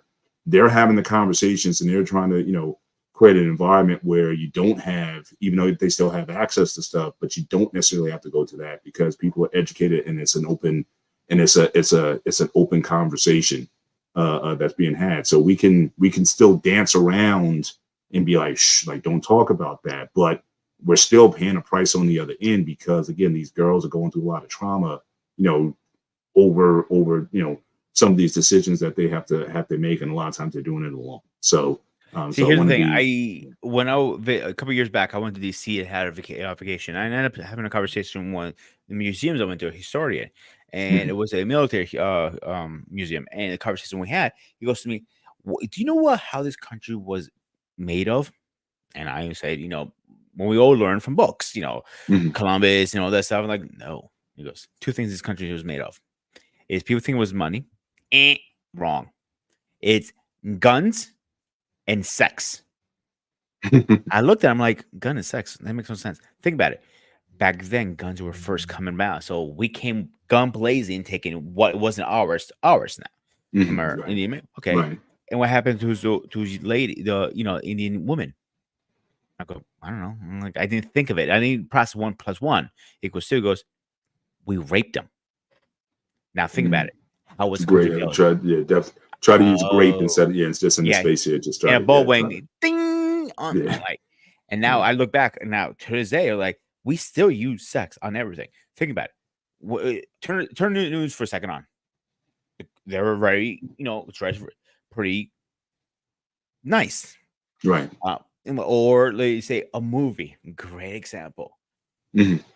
Or anything. Like if you're advertising a gym, you're gonna find the hottest girl out there with the less clothes on, with Right. the tightest stuff. Like this is you in 2 weeks from now. Obviously, that's not the fact. Right. But you see where I'm going with this at this point. Right. We still use sex as is the moneymaker. And as to this day, I'm trying to figure out why do we have to use sex? Like I was watching Fluffy, and they were making a joke. They were making a Pepsi commercial, or it was a whole second ago, and go Pepsi. Everyone was like, the whole thing was a girl just shaking her ass to have for like good 15 minutes, and it'll be Pepsi. Mhm. Yeah, that's an example. Like we still use sex as a selling point on everything. Think about it. Yeah. Like Siri's voice is a female. Why does it have to be a female? Why couldn't it be why couldn't it be BMU's voice on that thing? He could be Right. making money and paying us to do this for shit. And I mean, I know I'm Right. using that as an Right. example, but you see where I'm going with that. In Greece, they're not trying to use sexes are everywhere, even in Greece. You know what I'm saying? Like, Right. but it's not as right here in your face, 24/7, anywhere you walk. And like you cannot move without seeing something sexual. You can't. Yeah. Yeah. Think about it. But it's at the same time it's there because we know what the Yeah. outcomes are. So people Yeah. have been doing stuff. All right. Wow. All right. Well, let's move to the wedding aspect. Okay. So you get down on one knee, you propose to the father, you get the father's permission, and now it comes to the wedding aspect. So what are the things that go into that? You being a groom or groomsman, what typically goes into that? Okay, so Give there us a different quick way summary of we Greeks do it than American weddings. So first, okay, I already went over the engagement part. So you have to get an engagement party. Priest comes out, blesses you guys. You have a little party. People, bring little gifts. After that, you have to pick a gubaro. Gubaro is pretty much the best man. it. So you don't get pick one, and she picks one. You only get pick one. The gubaro is going to help you. Safoni is you would put a little how can I explain it? They're round like a remember back in the Olympics when they used to wear those things that the Yeah, those reefs, like little reefs, okay, like a reef on the reef head. Yeah, almost, but it's yeah, connected with a string. That is mhm. what back in the day symbolized your marriage, not a ring. That Oh, symbolize your really? marriage. Yes. So your kubaro, when the first time he holds it and he walks around your church as he's ducking rice at him at the same time. Mhm. So that's the point. Let me see if I can bring a picture up that. Now, what is So rice? Before you do, let me see if I can share my screen because I wanted to. Let me see if I can do this. Share screen.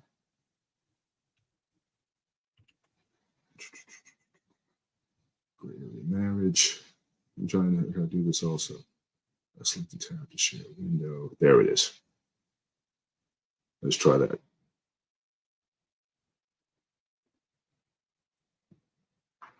Right. Something coming up? Can you see it? I don't see it on my end. I had a hard time trying to do it. I'm like, maybe I was. Yeah, I'm trying to do it here as well. Streaming and sharing. All right, we'll work on this. Like I said, there it is. There it is. That is a Greek woman. I got it off a Athens Elite Tattoo Shop in Greece. That gives you an idea how the, you know, tattoos are in Greece. That is a woman that has a full sleeve in Greece right now. Wow.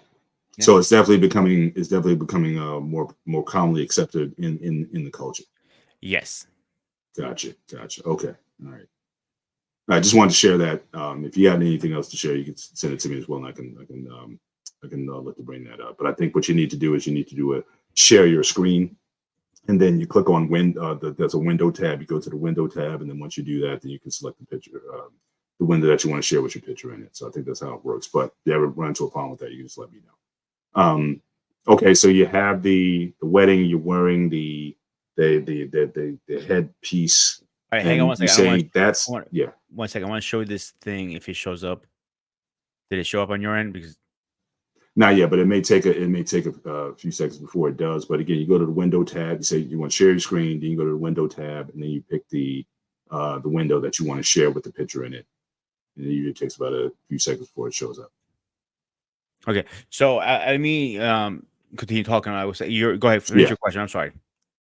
Yeah. So again, you're saying in Greek culture, even though you have the rings, but what symbolizes the marriage is the headpiece that the gentleman wears, and the woman, I'm sure she gets a similar head covering or a headpiece. They both get one. It's one in one, and the strings connect that bond connects them together. Right. The bond. We call it Stefania. I'm not sure what it's called. It's like almost like a wreath, like a little crown, pretty much. Yeah. And they go down to the aisle like that a couple times. They go 3 times around. The priest, words, I don't remember exact words. It's been so long. The rice is just something they do. It's celebration thing. Well, yeah, I mean, it's like a balloon. I've seen the rice being done here. I just wasn't sure what. Now, from what I understand, the rice meant something about fertility or something like that. Or when they throw the rice at you, it means like it helps you in terms of children and things of that nature. I never quite understood what the throwing of rice meant. And I certainly know if it started in Greece or do other cultures do it as well. But I know I have seen it in some American weddings here. But it's definitely something that's tied to Greek culture. If you know what that is, if you could expound on that.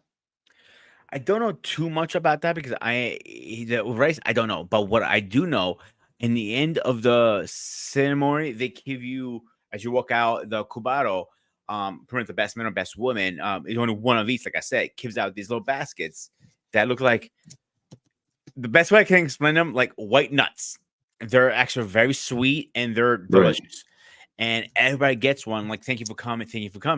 Like, get to the point, like, some people sneak into wedding crashers just to get these cubaredes because they're so delicious. Everybody wants to eat one because they're so delicious.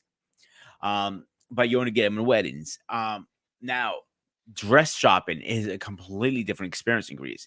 Mm-hmm. It's not like you go in here is like obviously it's like you don't the grooms doesn't see the wedding, the what's called my brain just froze, the bride's dress, same concept, but the price tag, we're not spending 20,000. It's more realistically, and they don't understand you're gonna wear this once. Why go so crazy? You're not rich. Right. Like, I hear weddings go up to, oh my God, I think some of them I heard would go up to like 20,000. Some dresses and like ridiculous money. Like, I mean, these days it's it can, especially in the US. I mean, it's almost like an unlimited budget, especially if you come from money, designers and and whatnot. You can get to 6 figures for some wedding attire. I mean, here, a lot of it is about the event itself rather than the marriage. A lot of people put a lot more value on the wedding, at least certainly with American women, especially the value is on the wedding itself, not the marriage. Because you can take them in for the money that you're spending on a wedding. That could be a down payment on the house. It could be a down payment on, Exactly. or even your vacation. I mean, your Hawaii. You go for $20,000. You go pretty much anywhere in the world. Turks and Caicos or what have you. But there's so much emphasis on the wedding rather than the one day versus the commitment. Now, typically, are Greek weddings, are they typically a day, or can they expand multiple? It's a day. No, it's one day.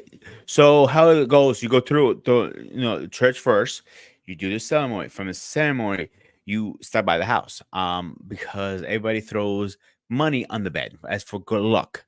Money on the bed. Yes, money on the bed. And you can buy like that. Yeah, you can buy a gift too, because the money on the bed could pay off your wedding, the whole thing. From there, you go to where the whole you rented out. You're gonna have food, dancing. The bride and groom has the first dance, the cake. So here's where the fun begins. Greeks are known for breaking plates, so they arrange how many plates they want. They're cheaper plates, like I think like 25 to 50 cents per plate. It's nothing crazy amount money of that. So those plates. The worst part of the job is the guy who has to clean up the plates. Right. But everybody's dancing and having fun. It's a good time.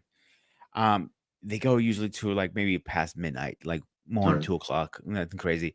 Most of them tried not to have a wedding on a Sunday because they have to work the next day. Right. You see now, what's the word? Now, I've seen with the plate breaking. Opa. Opa. What does that mean? What is that about? Opa means like bravo, like opa, and it's not really definition behind it. It's like it's like dancing like happy, like how I hate to say like Jews say their word for when they pop something, similar concept, pretty much. Think of it, opa, and it's like fun time. You know what I'm saying? Gotcha. I looked up a little bit on the rice throwing. So again, it says it goes all the way back to the Romans, but there's other cultures that have been doing. The Celts did it.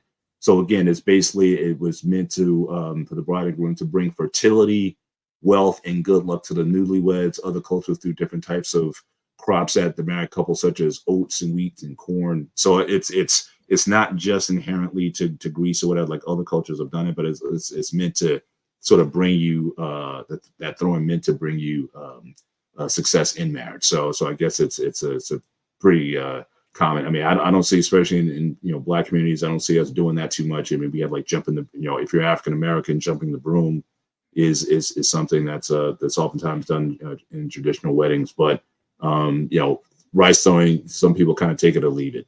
But again, so is one island in Greece do a little differently.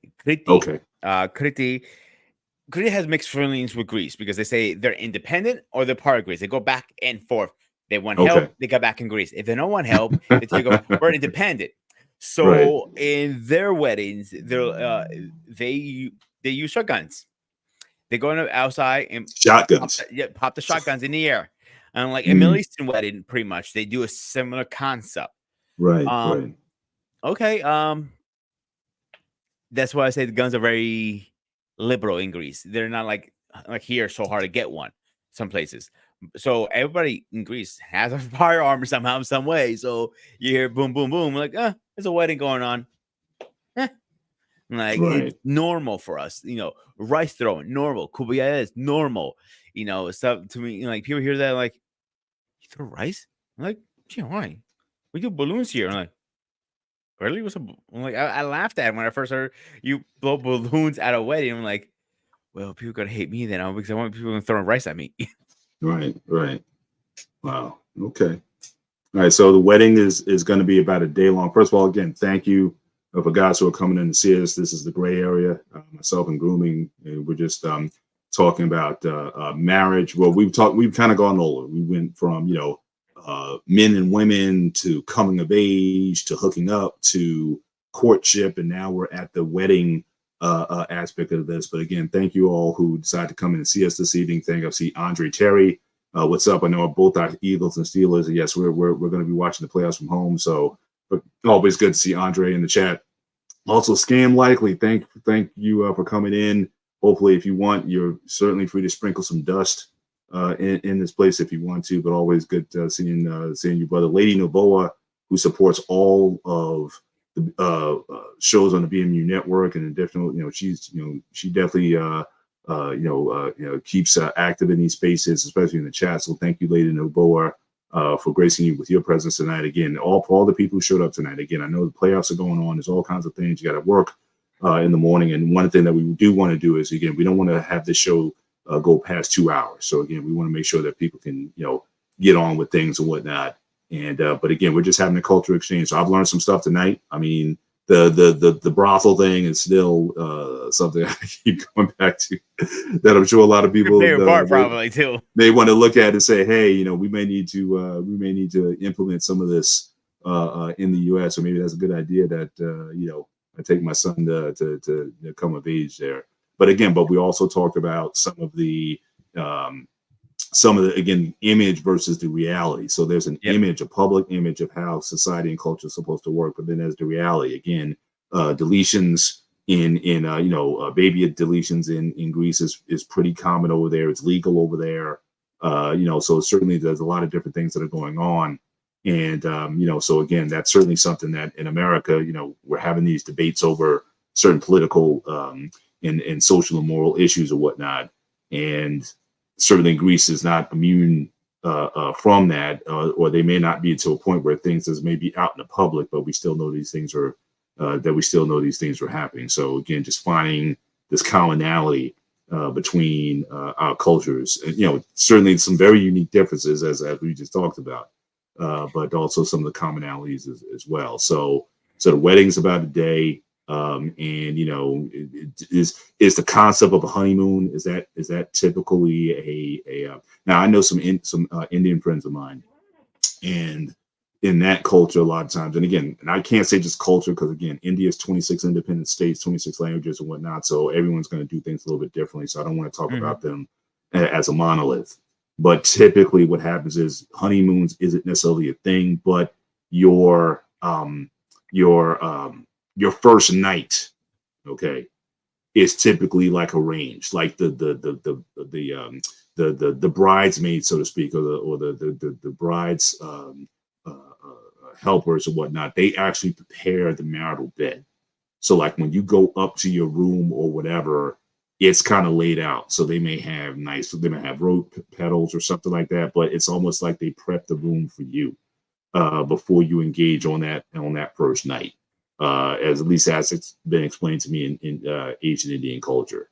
And again, for those of you who are in the chat, if you know of, if you come from a different ethnic or cultural tradition that talks about marriage, or if you do things a little bit different, we'd love to hear from you. So you can certainly be sure to post in the chat in terms of different traditions that your culture may do when it comes to that. So let's move quickly into. Before I forget, check your email, because I sent you that picture. I tried. Okay, I'll do that several times. I'll do that. So go ahead, ask me questions. You're doing that. Yeah. So the first night, is that like a formal thing? Is that something that is an aspect that the Greek culture that they set up for you or whatever, or you guys just kind of go off and do whatever, or do you say, hey, you know what, we're flying off to somewhere and we're just gonna get lost, or how does that work? That is a $1 million question, because older generations, like my grandmother and my mother, even older, they would have a similar process. Like somebody set up the bed, make sure they lock the door, have a guard up front, you might hear some banging, some screaming. You get the idea. They're gonna finish the deed. Now these days, honeymoons are still a thing there, but they're not as common, because honeymoons are expensive. They might go away for a few days to somewhere in Greece. Let's say you live in Athens, you want to go to Crete, one of the islands, or it's weird because in a way you're almost in paradise. Like I know some friends of mine, they just came back from Greece recently, so it's like you're already in a touristy sort of destination type place already. So how is it for the people that are there that you're kind of already in a spot that a lot of people would love to get to? And it's just about finding a spot that you can enjoy that you haven't seen. See, here's the funny thing about Greeks. and I'll be the first one to admit this. When I lived in Greece, I took my surroundings, my Acropolis, the ancient artifacts up in Greece. Yeah. Granted, Yeah. I'm like, it was Yeah. whatever. It's everything now. Now, I cannot wait to go back and go visit that shit again. I'm like, it's funny how this happens because back then I was like looking at it, I'm like, it is what it is. You know what I'm saying? But now I look back, I'm like, wow. Like that's why history. I'm a history fuck. I'll tell anybody, whoever knows me, personally, like you know me personally, and like I love history. We have definitely conversation about Right. ancient stuff, and That's right. like that part of Greece I haven't visited. And like I know I joke around, I'm going to Sparta, but I actually have not visited the actual city of Sparta, and that's my next time I go to Greece, I'm going to Sparta, and I'll That's bring common too. Hey, yeah look, that is more common than you realize. Again, a lot of times you're in where you grow up, you take for granted where you live, because in the back of your mind you'll be like, oh, I got time. Like I only went to the Empire. You're familiar with the area, so like Empire State Building. I've only been there one time in my life, and I went there maybe like 4 years ago. But I know for a lot of people, especially if you're an immigrant here, a lot of people they make a plan. So okay, we're in New York, we got to see Empire State Building. We need to go here. We need to do just different things. But I know Indians, for example, who haven't gone to the Taj Mahal, and they're in the same city where the Taj Mahal is. But if I go to India, that's like something that I want to see. So it's just interesting how a lot of people just don't take advantage of or explore the local around you, in part because you always think you're going to get there, but it's like anything else, unless you're intentional about it, you're not going to put in the effort to get there. So that's just, it's interesting that dynamic also, that you can be in Greece and all these ancient civilization stuff, that if I was going to go there, yeah, Acropolis might be one of the first things I want to see, but you're there or you've been there and you haven't been able to see it. So that seems to be I go use New York for example. I grew up in New York City pretty much. mhm, I'm not mhm. from New York, grew up in New York City. There's a lot of part of New York City I haven't seen, and people don't. Have you been there? Like, no. Do you know that thing was there actually? Right. Thanks. So it's same thing in Greece. There's so much history in Greece, the islands like that, and like it's hard for one person at my age at the time to visit everything. And like I had no money. I was a kid. Yeah. They took me where Here's they the took me. picture here's the picture that you were talking about earlier. So again, if you look, there's a like a crown like around both the bride and the Correct. groom, and there's string that sort of ties them together. So you talk Correct. about tying the knot. It's Yeah. like it's So literally that yeah, you guys are literally together. tying the That's knot, beautiful. and you Yeah. see the priest the whole time he's walking around with them around the church. He's holding the Holy Bible the whole time because the Holy Bible, you live, die, and breathe by that in the Mhm. Greek culture, and it's a we try. I do have questions about the Bible. I'm not gonna sit there like say I'm a perfect Sure. Christian. I'm not. Yeah. Trust me, and like the whole no sex before marriage is not happening. This guy here, That piece like too yeah. much. I got it. Right. But you get what I'm trying to get with this. Yeah. So the Bible, that's why it's so sacred. You see how is in the picture is out of gold, is leather stitch, is one of the most beautiful things you see in a church. Is one thing is so sacred. It's not even funny. Right, right. Mm. Now, just It speaking, always go ahead. not to delve too much, but now most of our are in Greek. So Mm. I know like a lot of English Bibles, they're translated from like the Greek and the Latin and whatnot. But the ones that you guys use is pretty much it's still in Greek for the most part, right? So you're getting, Yeah.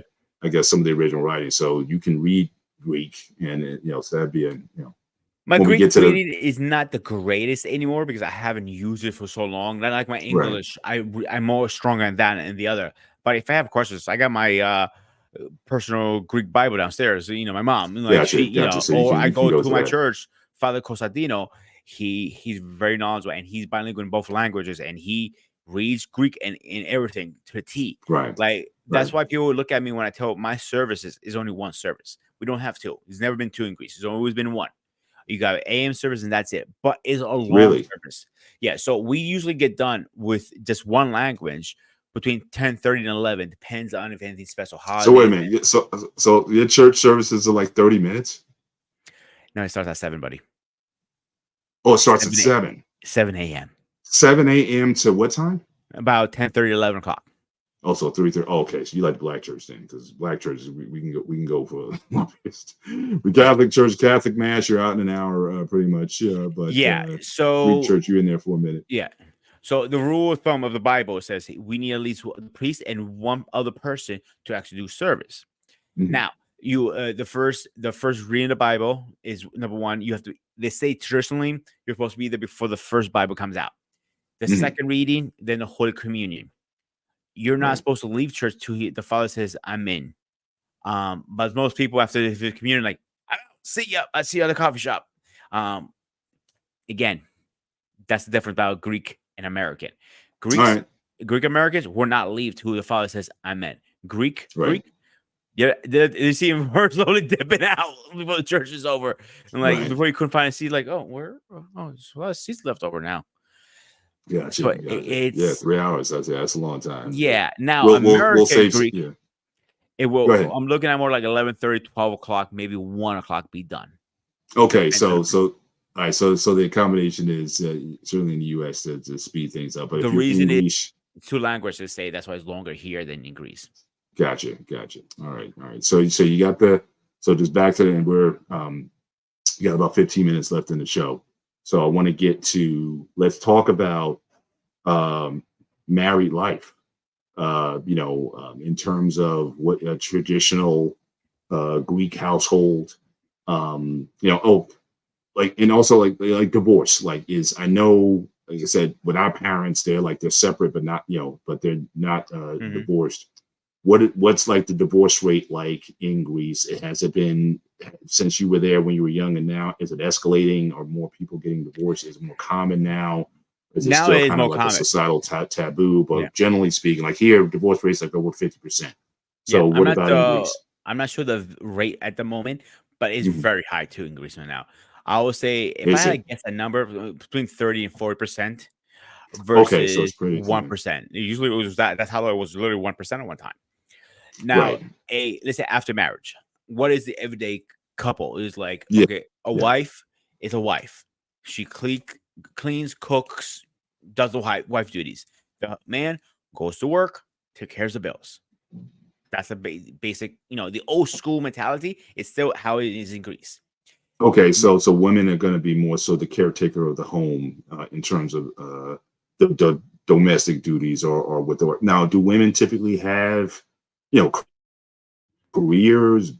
Business Some of women, them do. corporate Some of them do. women. How's some of them? But even in that, they still are very traditional when they're home. Yes, they're very Is traditional. so they're able to, because one of the problems that we always talk about here, and especially in the U.S., especially with Black women, as the spaces that we're in here, is that a lot of times they don't know how to take off. Yeah, you could be in corporate, you could be a VP, you could be whatever, but it's like when you come home, a lot of times there's still that friction there. Like you're still trying to be the head, you're still trying to be the rule, because like I make as much money here, or I make more than you, or whatever, so I should set the rules.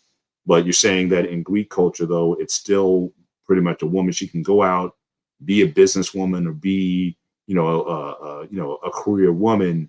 But when she comes home, though, there's that hat. They're able to take that hat off and be more accommodating to their men. Is Yes. that generally, Yeah. even today, that's still the case? Yes, it is very like when you're home, you're Mrs. Little for example, my last name. Miss Hmm. Little is Miss Little. She's, Anna or Sophia, whatever her name's, Olga, whatever. Hmm. She's my wife at home. She walks in as the CEO of so and so, and she's like, just snapping her fingers at me and like, go get me coffee. I'm like, who the hell are you Hmm. talking to like that? I'm like, no, Hmm. it doesn't. No, no. It's wife is wife, husband's husband. I'm not saying if she's working late, I cannot cook dinner for her. Some men would do that because if my wife works not late hours Right. because she's making a little more money to support us. I'm say for example I'm a chef like I am now, but Hmm. she's a CEO at a bank who makes more money. The Hmm. CEO, of course, and she has a late Right. meeting. I can go and cook for her and help her out a little bit. The whole mentality is still there, but now the husband he can't help her. He can cook, he can clean too. It's not like you do everything. Mhm. You know, So I there's come more home. of a there's more of a like a more modern accommodation. Yeah, I would say the more it give and take. depends the mentality you were growing up with and the kind of woman you were looking for. It could be a 50-50 Mhm. 50-50 relationship. Like I always say it's 50-50. Like if I need to cook and clean, I cook and clean. I'm not saying I'm the greatest, folded clothes, for example, but I can do what I need to do and make my wives a little happier. Right. But it depends. It depends on the person. It really depends on how you growing up and Right. how. There's a lot of factors in the middle. So, but Right. I would say I'll stick to what I said originally. It's more 50-50 now than before. It was like more 5 to 90. 90% was mostly the woman and 5% was the man. But we're also seeing, as you said earlier, the divorce rates back then was like 1%, but now Yeah. it's like 30-40%. So it seems Yeah. like, So for again, now, literally just looked it up. The rate right now overall is around 14,000 divorce rates in Greece. I mean, what do you mean 14,000? Is it percentage? Is it like, Yeah, that's how is it many. It says 13.92. Actually, exactly. okay? So that's still relatively low, Yeah. 13.92% divorce Yeah. rate.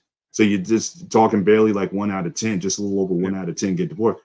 That's still pretty low relative to here. Like I said, here it's over 50+% here, and it's even more so in the Black community. So that's still a very low divorce rate compared. Now you could probably pull up a chart, or I could probably find something later. We could probably bring it up maybe as an intro for the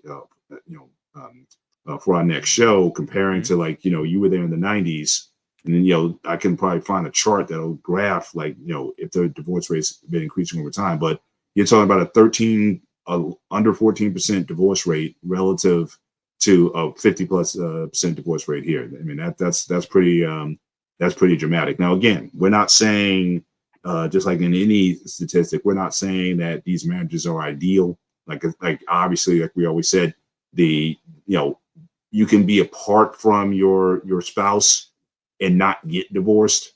So it doesn't mean, because even the ones that are married, that's not necessarily indication that they're happy also. So again, there's still the work of what not just being married, but how do you stay married, and how do you have joy and happiness in marriage? I think those are things that still anybody has to work on. You can't just take for granted that you've been married. That's why for me, like in my banner, I say marriage season 27. Like at this point in my life, I take my marriage like 1 year at a time. So again, we're in our 27th season, and when our anniversary comes on March 29th, we'll start our 28th season. But everything is like one at a time. So this season is going to be evaluated, just like in the NFL. This season is going to be evaluated. What went well, what didn't go well, could we do better? What are the goals for the new season? And obviously we're in a state of transition. Again, our daughters are grown. Except my youngest is going to be turning 21 in May. So that has some impact. Something literally just happened today where my car insurance went, because in my last policy, my little daughter, she turned 21. So when she turned 21, there's a change in your auto insurance rate when they turn 21. And I'm going to have another one that's turning 21. There's going to be a change there. So there's just different things that every year brings up that you need to address. But the idea here is, you still have to do the work in marriage, whether you're Greek culture, Black culture, white, whatever you come from. There's still the work of marriage, and that conversation will go on forever in terms of how people how people make things work, or the things that people do to make a marriage last. But we're talking from a cultural perspective. Marriage in Greece is still highly valued by the Yes. society, to the extent that people are still doing it at a relative low rate, especially compared to what's going on in the US and what may be going on in Europe and other countries. I mean, that's So a terrific. If this country ever got to a 15% divorce rate, that would be marvelous. I But have a theory behind it. we're just trying to cut it to 40, and we'd be happy with that. I have a theory behind this. So my Sure. theory is because 99.9% of Greeks grew up in the church, because that's how you're raised. You get Mhm. born, you get baptized, you marry, you die. You die by the cross. Simple as that. The Mm. reason I'm pointing it out. So it's not like I'm meeting somebody else who's say Baptist or Catholic. Yeah, Catholic and Orthodox are very similar, but they're different at the same time.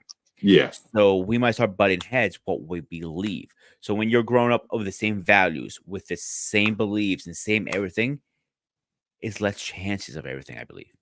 I know I'm being a little bit hypocrite about what I'm saying here, but that is my personally. I believe that Greece has less chance of divorce rates because most everybody has grown up to similar ways. Not everybody. Yeah, no, there's You see where I'm certainly going with this, something. right? There's certainly something to be said for what's it called, monolithic. Mhm. Having the same mindset, and the issue is like some people try to force that, and some people it just kind of grows naturally through culture, and people see the benefit of that. But that's always a fine line between control, having like one voice versus allowing people to explore individually. I think both of us, we can certainly agree that we're kind of individuals at the end of the day. Like I said, Correct. there's obviously there's things about Greek culture that you appreciate and that you love, about being Greek or whatever, but there's other aspects that you can leave. And again, you may be looked at in certain ways as being a bit maybe of a not necessarily an outcast, but certainly different from other traditional Greeks in terms of how they conduct and do things. But I think we can also recognize that, um, even though we may be individuals, there's still value to the culture. I think a Correct. lot of times what's happening here is you talk about like throwing the baby out with the bathwater. It's like bump the culture, bump everything. I'm just going to be reckless in everything that I'm doing. I think a lot of people are, wish I could playing house in Greece. Well, certainly, that's at least that's the perception. But certainly, like I said, deletions, certainly happen there and whatnot. So there's still that underbelly, but we still see value in the culture. We may, in certain aspects, live outside of it, but we still appreciate what the culture gives and how it benefits the society as a whole. So, you know, Peter may live outside that a little bit, but he's not saying, oh, well, Greek culture is trash or what have you. You appreciate what it does for people, and I think that to me is a balance that I think a lot of people, hopefully, that people can have. Yes, I mean the system. I said the system is never going to be perfect, I agree but can 100%. you improve it? Can you make it? So Yeah, I want to touch the base on something on marriage. sure. Yeah. I have a few people in my life that I say they have a great marriage. One of them is my best friend, CQ. Hmm. He's been with his wife, I think, 20 years now. And I Hmm. asked one day, "Am I having a beer with him?" I'm like, "How do you do it, bro?" He goes, "Simple. I take my wife on a date." I'm like, "What?" I make time for my wife, in other words. Yeah. The second person I look up to a marriage, and believe it or not, Paul, is you, because I see Oh, you, thank you. and I'm not trying to be a kiss, kiss your ass. I'm serious, because we talk about this stuff all the time on the barbershop, on our personal conversations and stuff like that. And you say the same thing in a different words. Like, you still take your wife out on date nights. You still do things your wife, like, because you have kids, you don't like neglect her. And that's what most Yeah, the people wife. do. Yeah, the wife has to come. In my world, the wife comes first. And I remember telling my kids when they were, just getting to their teenage years, yeah, if I have to choose between your mother and you, I'm picking your mom. Like that was just something that I just believe that if we're good, then the family is going to be good. And just knowing my wife, a lot of times, like she'll, like any mom, they'll overextend themselves to their own detriment a lot of times, and then that creates a problem. But kids, they can be flexible. I mean, obviously, there's certain occasions and needs where they need you for certain occasions, but you can manage that. But your wife, oftentimes, we talk about suffering inside. We talk about mental health earlier. Like, are men Mhm. we talk about on Friday Barbershop, are men mentally, are people checking in with us saying, hey, are we okay? Because we have so many responsibilities that we bear. So women also have those pressures on. So you have to make sure that your wife is whole. You have to make sure that she's taken care of.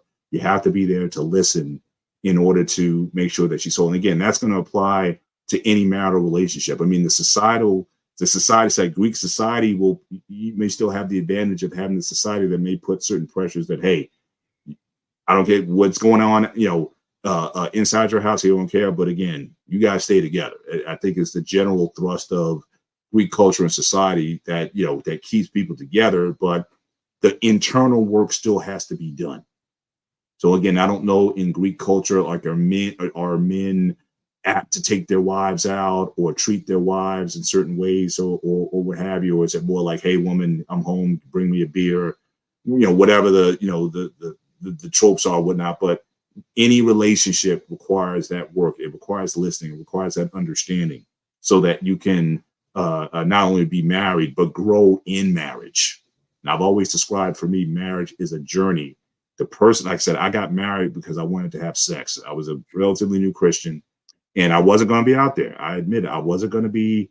I lived an abstinent lifestyle for about 3+ years, and it was hard. It was like, you're a Trek guy.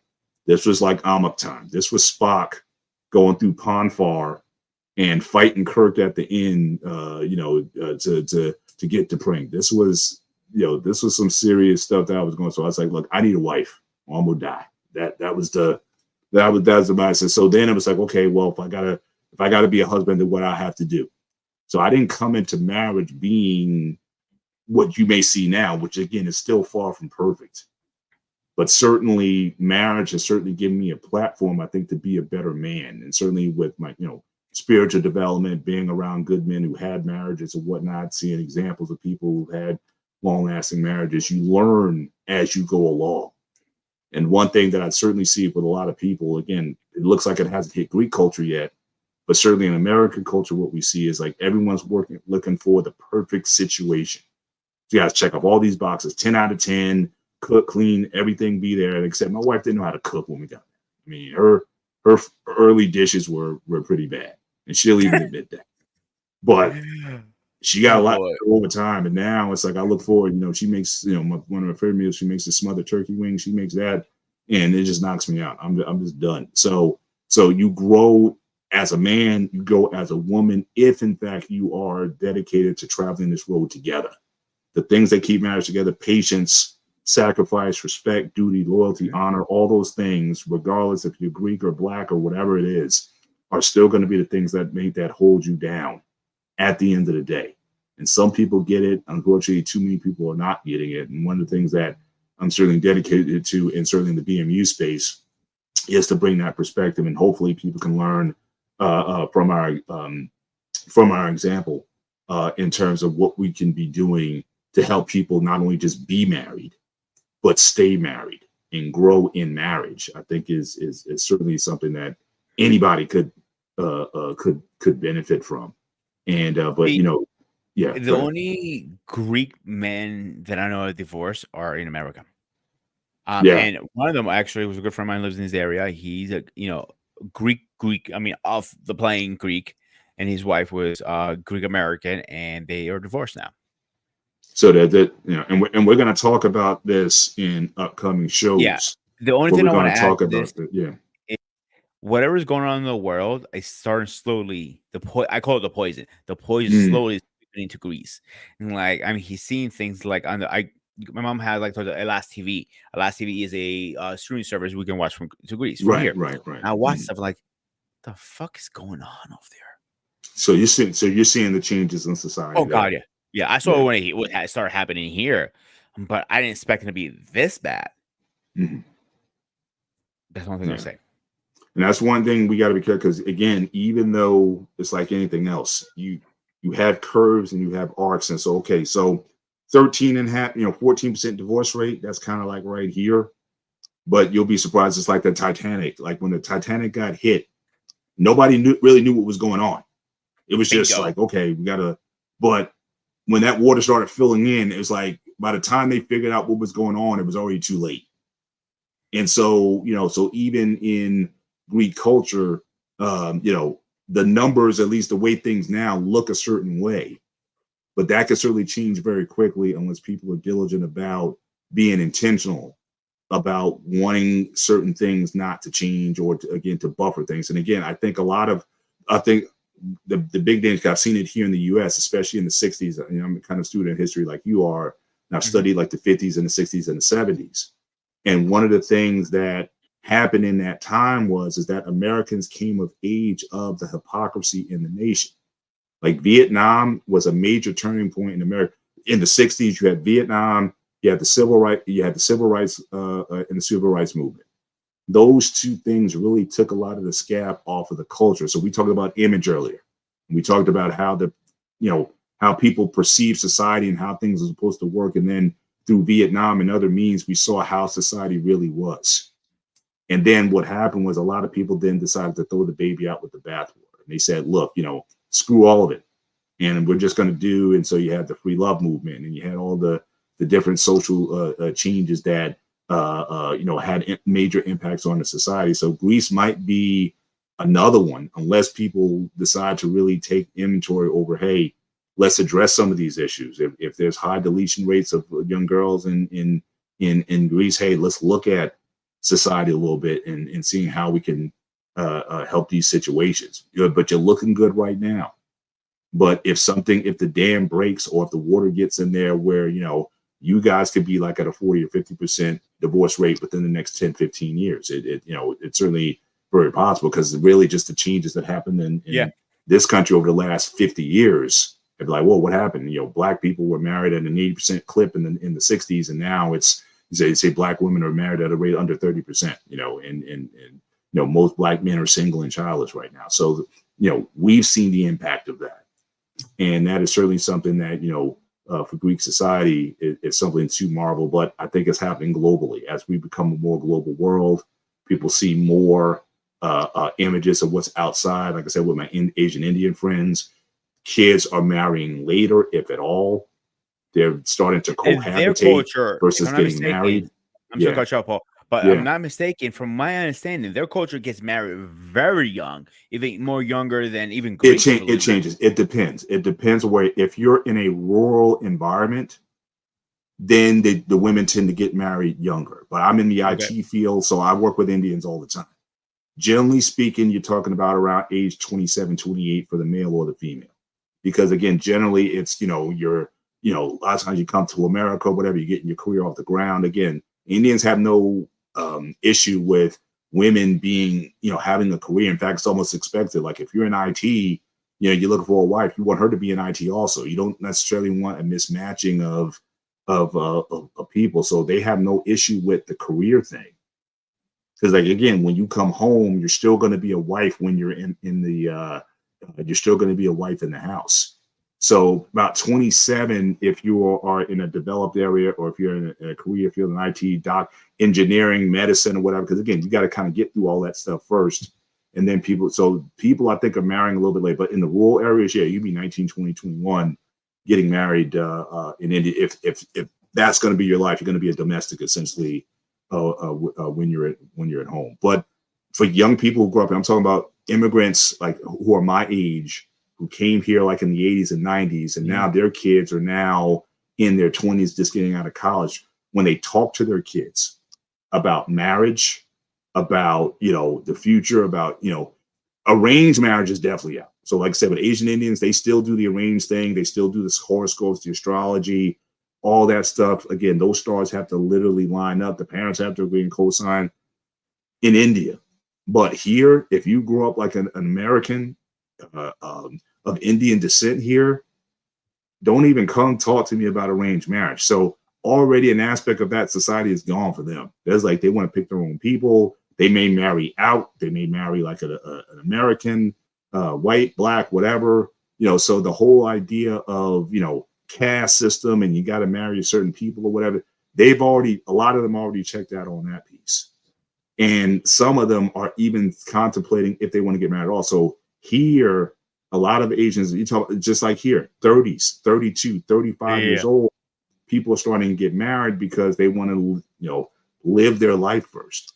So we're already seeing that, in this country, or just Western ideals, it affects everybody. I talked about recently, and I'll start to wrap up with this. I was at a family function, Sierra Leone family, African country, predominantly Muslim country. And again, just talking to, because my daughter's best friends with one of the daughters, and I was just asking them about marriage and cults. Like, when do women from Sierra Leone to get married? Oh, I said about 27. And I said, okay, then these are 22, 23-year-old girls. So I just said, oh, okay, in 5 years, we're going to see a lot of women, because there was a lot of girls there, all these cousins in the same age bracket. So, okay, so I just said, there's going to be a lot of weddings in the next 5 years. And the girls looked at us like, I'm not looking to get married anytime soon. So I think there's certainly something about American culture that even has for people, even if you grow up in a Greek culture or an African culture or an Asian culture or whatever, that has people looking at the institution differently. So I think we definitely have some things over here that are having global, certainly local impact if you grew up here, but the danger is potentially having global impact because of access to American export, our music, our culture, and whatnot. Is that going to have something long term? But I think it's certainly something that we need to be mindful of, whether you're in this country or whether you're outside the country. But marriage in general seems to be something the more advanced the society gets, marriage or those traditional relationships seems to suffer from it. And I think it's happened in almost every culture and society if you look at it over time. Yeah, But I kind of agree with that too because like I dabbled in dating sites before, and I was wondering what Greek had, and it was a Elite Greek one I checked out years ago. It was my dad's idea actually, and it just again the same bullshit, every fucking dating site, but the whole dating thing, like in the Greek culture, I can say Greek, in the Christian Orthodox culture, mhm, they're trying to start a new trend now is to have like a gathering with single women and single men, like mhm, speed dating kind of thing. Like, hey, introduce each other. If you don't click, that's fine. Maybe you made a friend at least. mhm. Maybe a friend or a friend knows somebody or something like that. It's just they trying to push you to get to know each other more. And then it's like where I live in Strasbourg is a very small Orthodox community, very Right, small. right, right, Now, if I go to Bethlehem and St. Nicholas, that community is humongous. right, right. And it tells you they're going from A to B, A to B. You see what I'm saying? Yeah, yeah. So they definitely, but still, but from what you see even in the U.S. So Mhm.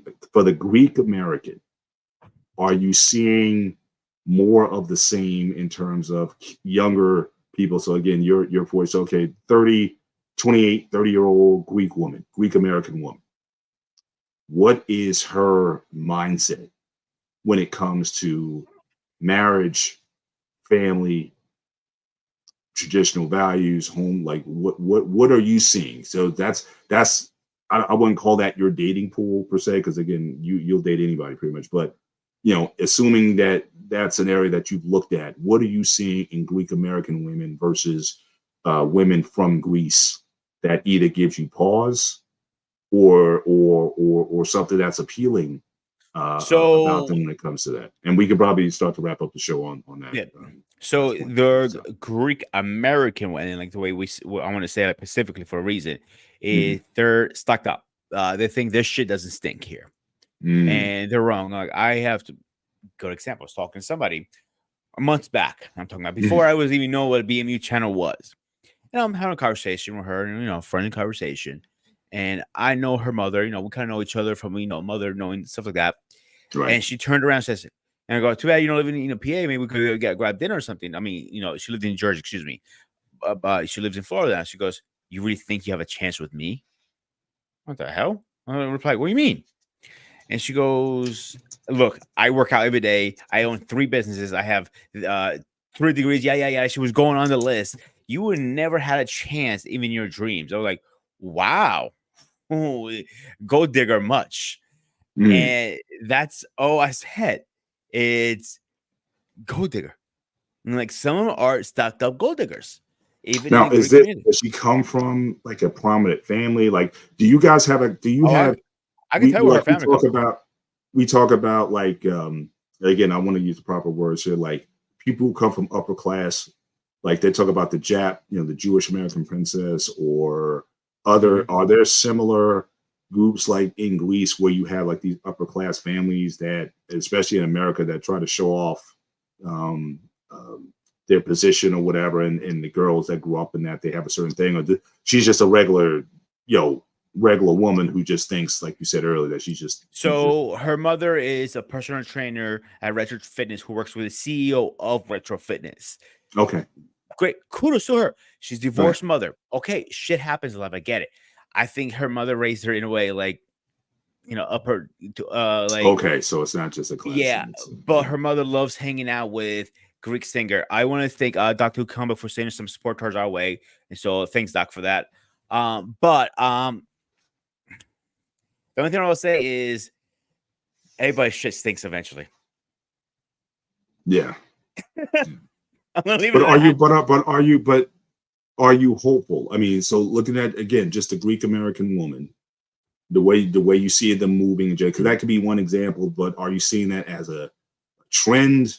Are they, what are you seeing in your community in terms of women, and saying like, is that still an attractive pool to date from? Or you're like, nah, this is a wrap. Or if I am going to marry someone a Greek, she has to come from Greece. Are you of that mind? So just kind of try to I sum would it as we not. go into our final thoughts. And again, thank you, I everyone. would never tell somebody I will meet her in Greece, because I know a good friend of mine who's dating her boyfriend is in Greece right now.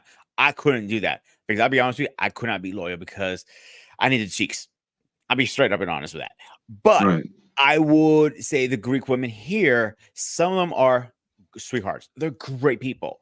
Some of them I'm like, yeah, I want to date you because you're so stuck up. It's not even funny.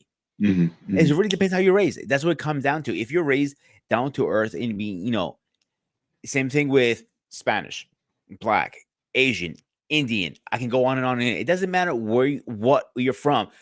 Like I said on the first episode, you cut yourself. You cut yourself. We both believe we both come from Christ.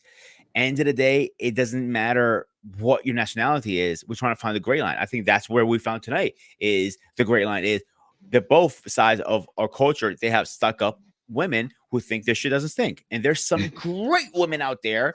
Yeah. And I think some of them are a little bit damaged because they have some bad relationships and they have trust issues and stuff like that. Yeah. And when they meet a good guy like myself, or like yourself, or whoever, if you were single, obviously, I don't want to get you in trouble, but anybody, even the other guys that were on the barber show, there's some great guys like Lost.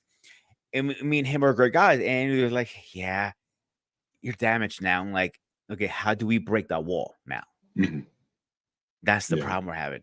And this whole internet thing, the whole thing, I think it's destroyed dating. I don't think it can be ever recovered at this point. Mm. I think single, like final note I want to bring in is actually very common. People are my age now around this time when they're older to actually start settling down and having marriages. This is where the prime of marriage is in the 40s in Greeks. 40s. Yeah. Yep. 35 to 40. So people we're going to talk about that probably in the next show, by the way, is going to be talking about growing up. Growing up in Greece, growing up as a Greek American. We're going to explore some of that we already touched on tonight.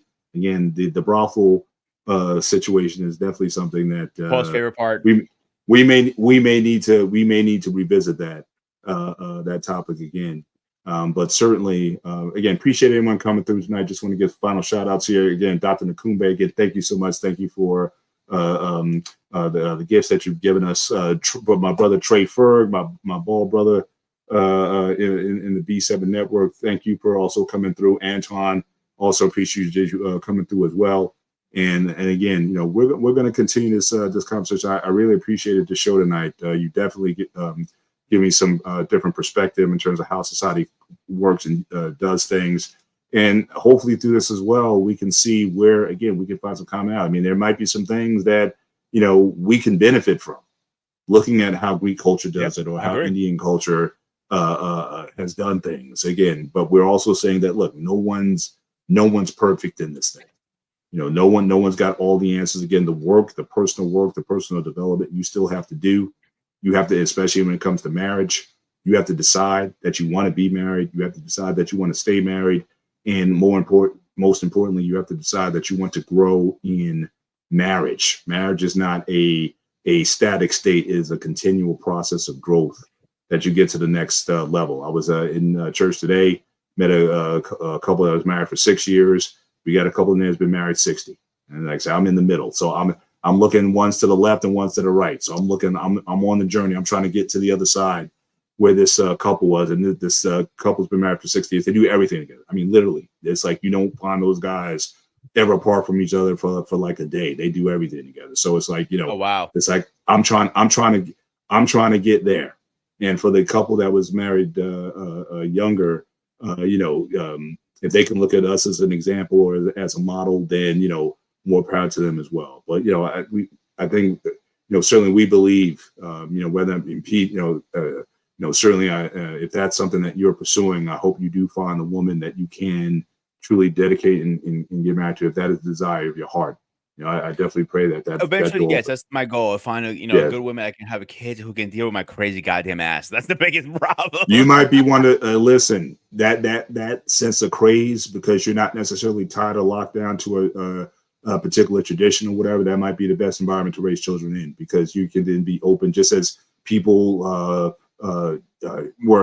You were able to get to a point where you can grow and be yourself. You're going to allow your kids to be their best selves, but they're still going to have the values that you instill in them. So I think you might be in the best position, because then the world that they grow up in is going to be a lot different from ours, and so being able to adapt to that is going to be certainly an asset to them. So I think you'll be a great father when that time. Oh, thank you. That means a lot. When that time comes. So I think absolutely. And your wife, though, she may have 2 or more kids in the house, including yourself. So that's gonna be her problem when that goes down. But I pray that I pray in a good way. I could be a kid sometimes too, but I just pray that again you get the desires of your heart in that, and I'm just glad that you still have a positive view of marriage. I mean, I see a lot of people in these spaces get burned talking about, hey, get married, or I'm going this or that, or marriage is out or whatever. I think it's something that we still both value. Well, I'll give you a great example. Actually, one of my best friends, Dimitri, a Greek guy, grew up in Greece, came here. His parents were one of a few parents who were divorced. I don't get too much in his business out in public, right? But I talked about marriage with him. He goes, "I don't want to get married." He goes, "Like, why do I have to get married? I'm happy the way I am. I don't need kids. I'm okay. I got my nephews." Like, and that's his prerogative. Marriage is not for everybody. Being a father is not for everybody. For me, being married to the right woman and having kids mean more to me than anything. Yeah. Like, I know this sounds silly, but that's what I do pray for every day. Absolutely. I'm healthy and meet the right woman and have kids. Those 2 things I pray to God every day. The only thing I would tell you, just as some advice, again, for someone who's in his 27th year, the right woman could still be unrefined. So again, if you treat it as a growth process, find the right seed and let that thing grow into the woman that she needs to be, just as you're still growing as an individual. Allow that to happen. Totally agree. Because this is a work in progress. Absolutely. So those things, that's going to be, have the elasticity in order to embrace those things and learn to love someone through those things. And this can be just a great idea, actually. Maybe later on with our journey, we should have some of our female friends come up and ask us some questions, as fantastic. I would love it. I know wife and some of the other ones, Bass and so on, they would love to ask me some questions. Hopefully I don't get in trouble, but that's their story. Shout out. That's all right. I think it'll be a great having them on. Honestly, I think it'll be like maybe episode 10 or something like that. Awesome. Yep. Looking forward to it. Looking forward to it. Brother Anton, as we close out the show, he said the best advice I can give: find yourself a dream maker. Interesting. So definitely, again, but someone you can grow with for sure. Those are things that we can definitely do. But I'm Mr. Bennett. This is Panayotis. We need to add some more words to your name. I'm thinking like from that line from Gladiator. Was it when he says his name? Marcus. I can't remember. I know Marcus something. It went Demetrius, Marcus, whatever. So you need at least 4 or 5 names in your that come out of the. If you really want to think of it as Panayotis Peter, grooming reviews, Ghost of Sparta, Lauritzis. Is that better? Yes. We'll take all of that. But again, thank you guys for being with us tonight.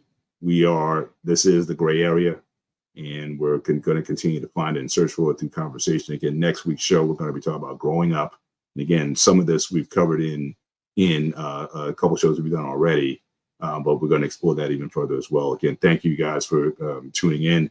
For everyone else, again, have a great night. Enjoy the rest of your weekend. Have a great Monday. Until we see you guys next week, take care. God bless. God Nikta. Fast lane when I pass in the street, bag of money in the passenger seat. Simcoe's been asking for me on the road from the west to the east. Way up, I might never come down, cause the coast racking up the flight miles. So high, I might never come down, so what, this is my lifestyle. Wait a minute, work hard for the car, so that's why it's all tinted. Wait a minute, had a real late night, woke up with my head spinning out Nashville. It's been mad real, I need sunglasses, I need Advil. I like fake moves, and my cash real. I like first place, you're in last still. Fast lane when I pass in the street, bag of money in the passenger seat. Simcoe's been asking for me on the road from the west to the east. Way up, I might never come down, cause the coast racking up the flight miles. So high, I might never come down, so what, this is my lifestyle. Look, pocket rocket in my pocket, please don't make me pop it. All these boys just wanna copy the style, tell them niggas stop it. Whoa, whoa, this my destiny, feeling like LaToya, like it found me my Beyonce, and she shotgun in the cockpit. Grinding with the team, making C notes. In my pocket still full of green, call it CeeLo. Alligator watch on me, Tim Tebow. And these haters love to watch me like Tebow. Look, I don't take L's, I just learn a lesson. Before I count the M's, always count my blessings. Look, I'm too short, never second guessing. Got some money, put up for the rain, so I'm never stressing. Fast lane when I pass in the street, bag of money in the passenger seat. Simcoe's been asking for me on the road from the west to the east. Way up, I might never come down, cause the coast racking up the flight miles.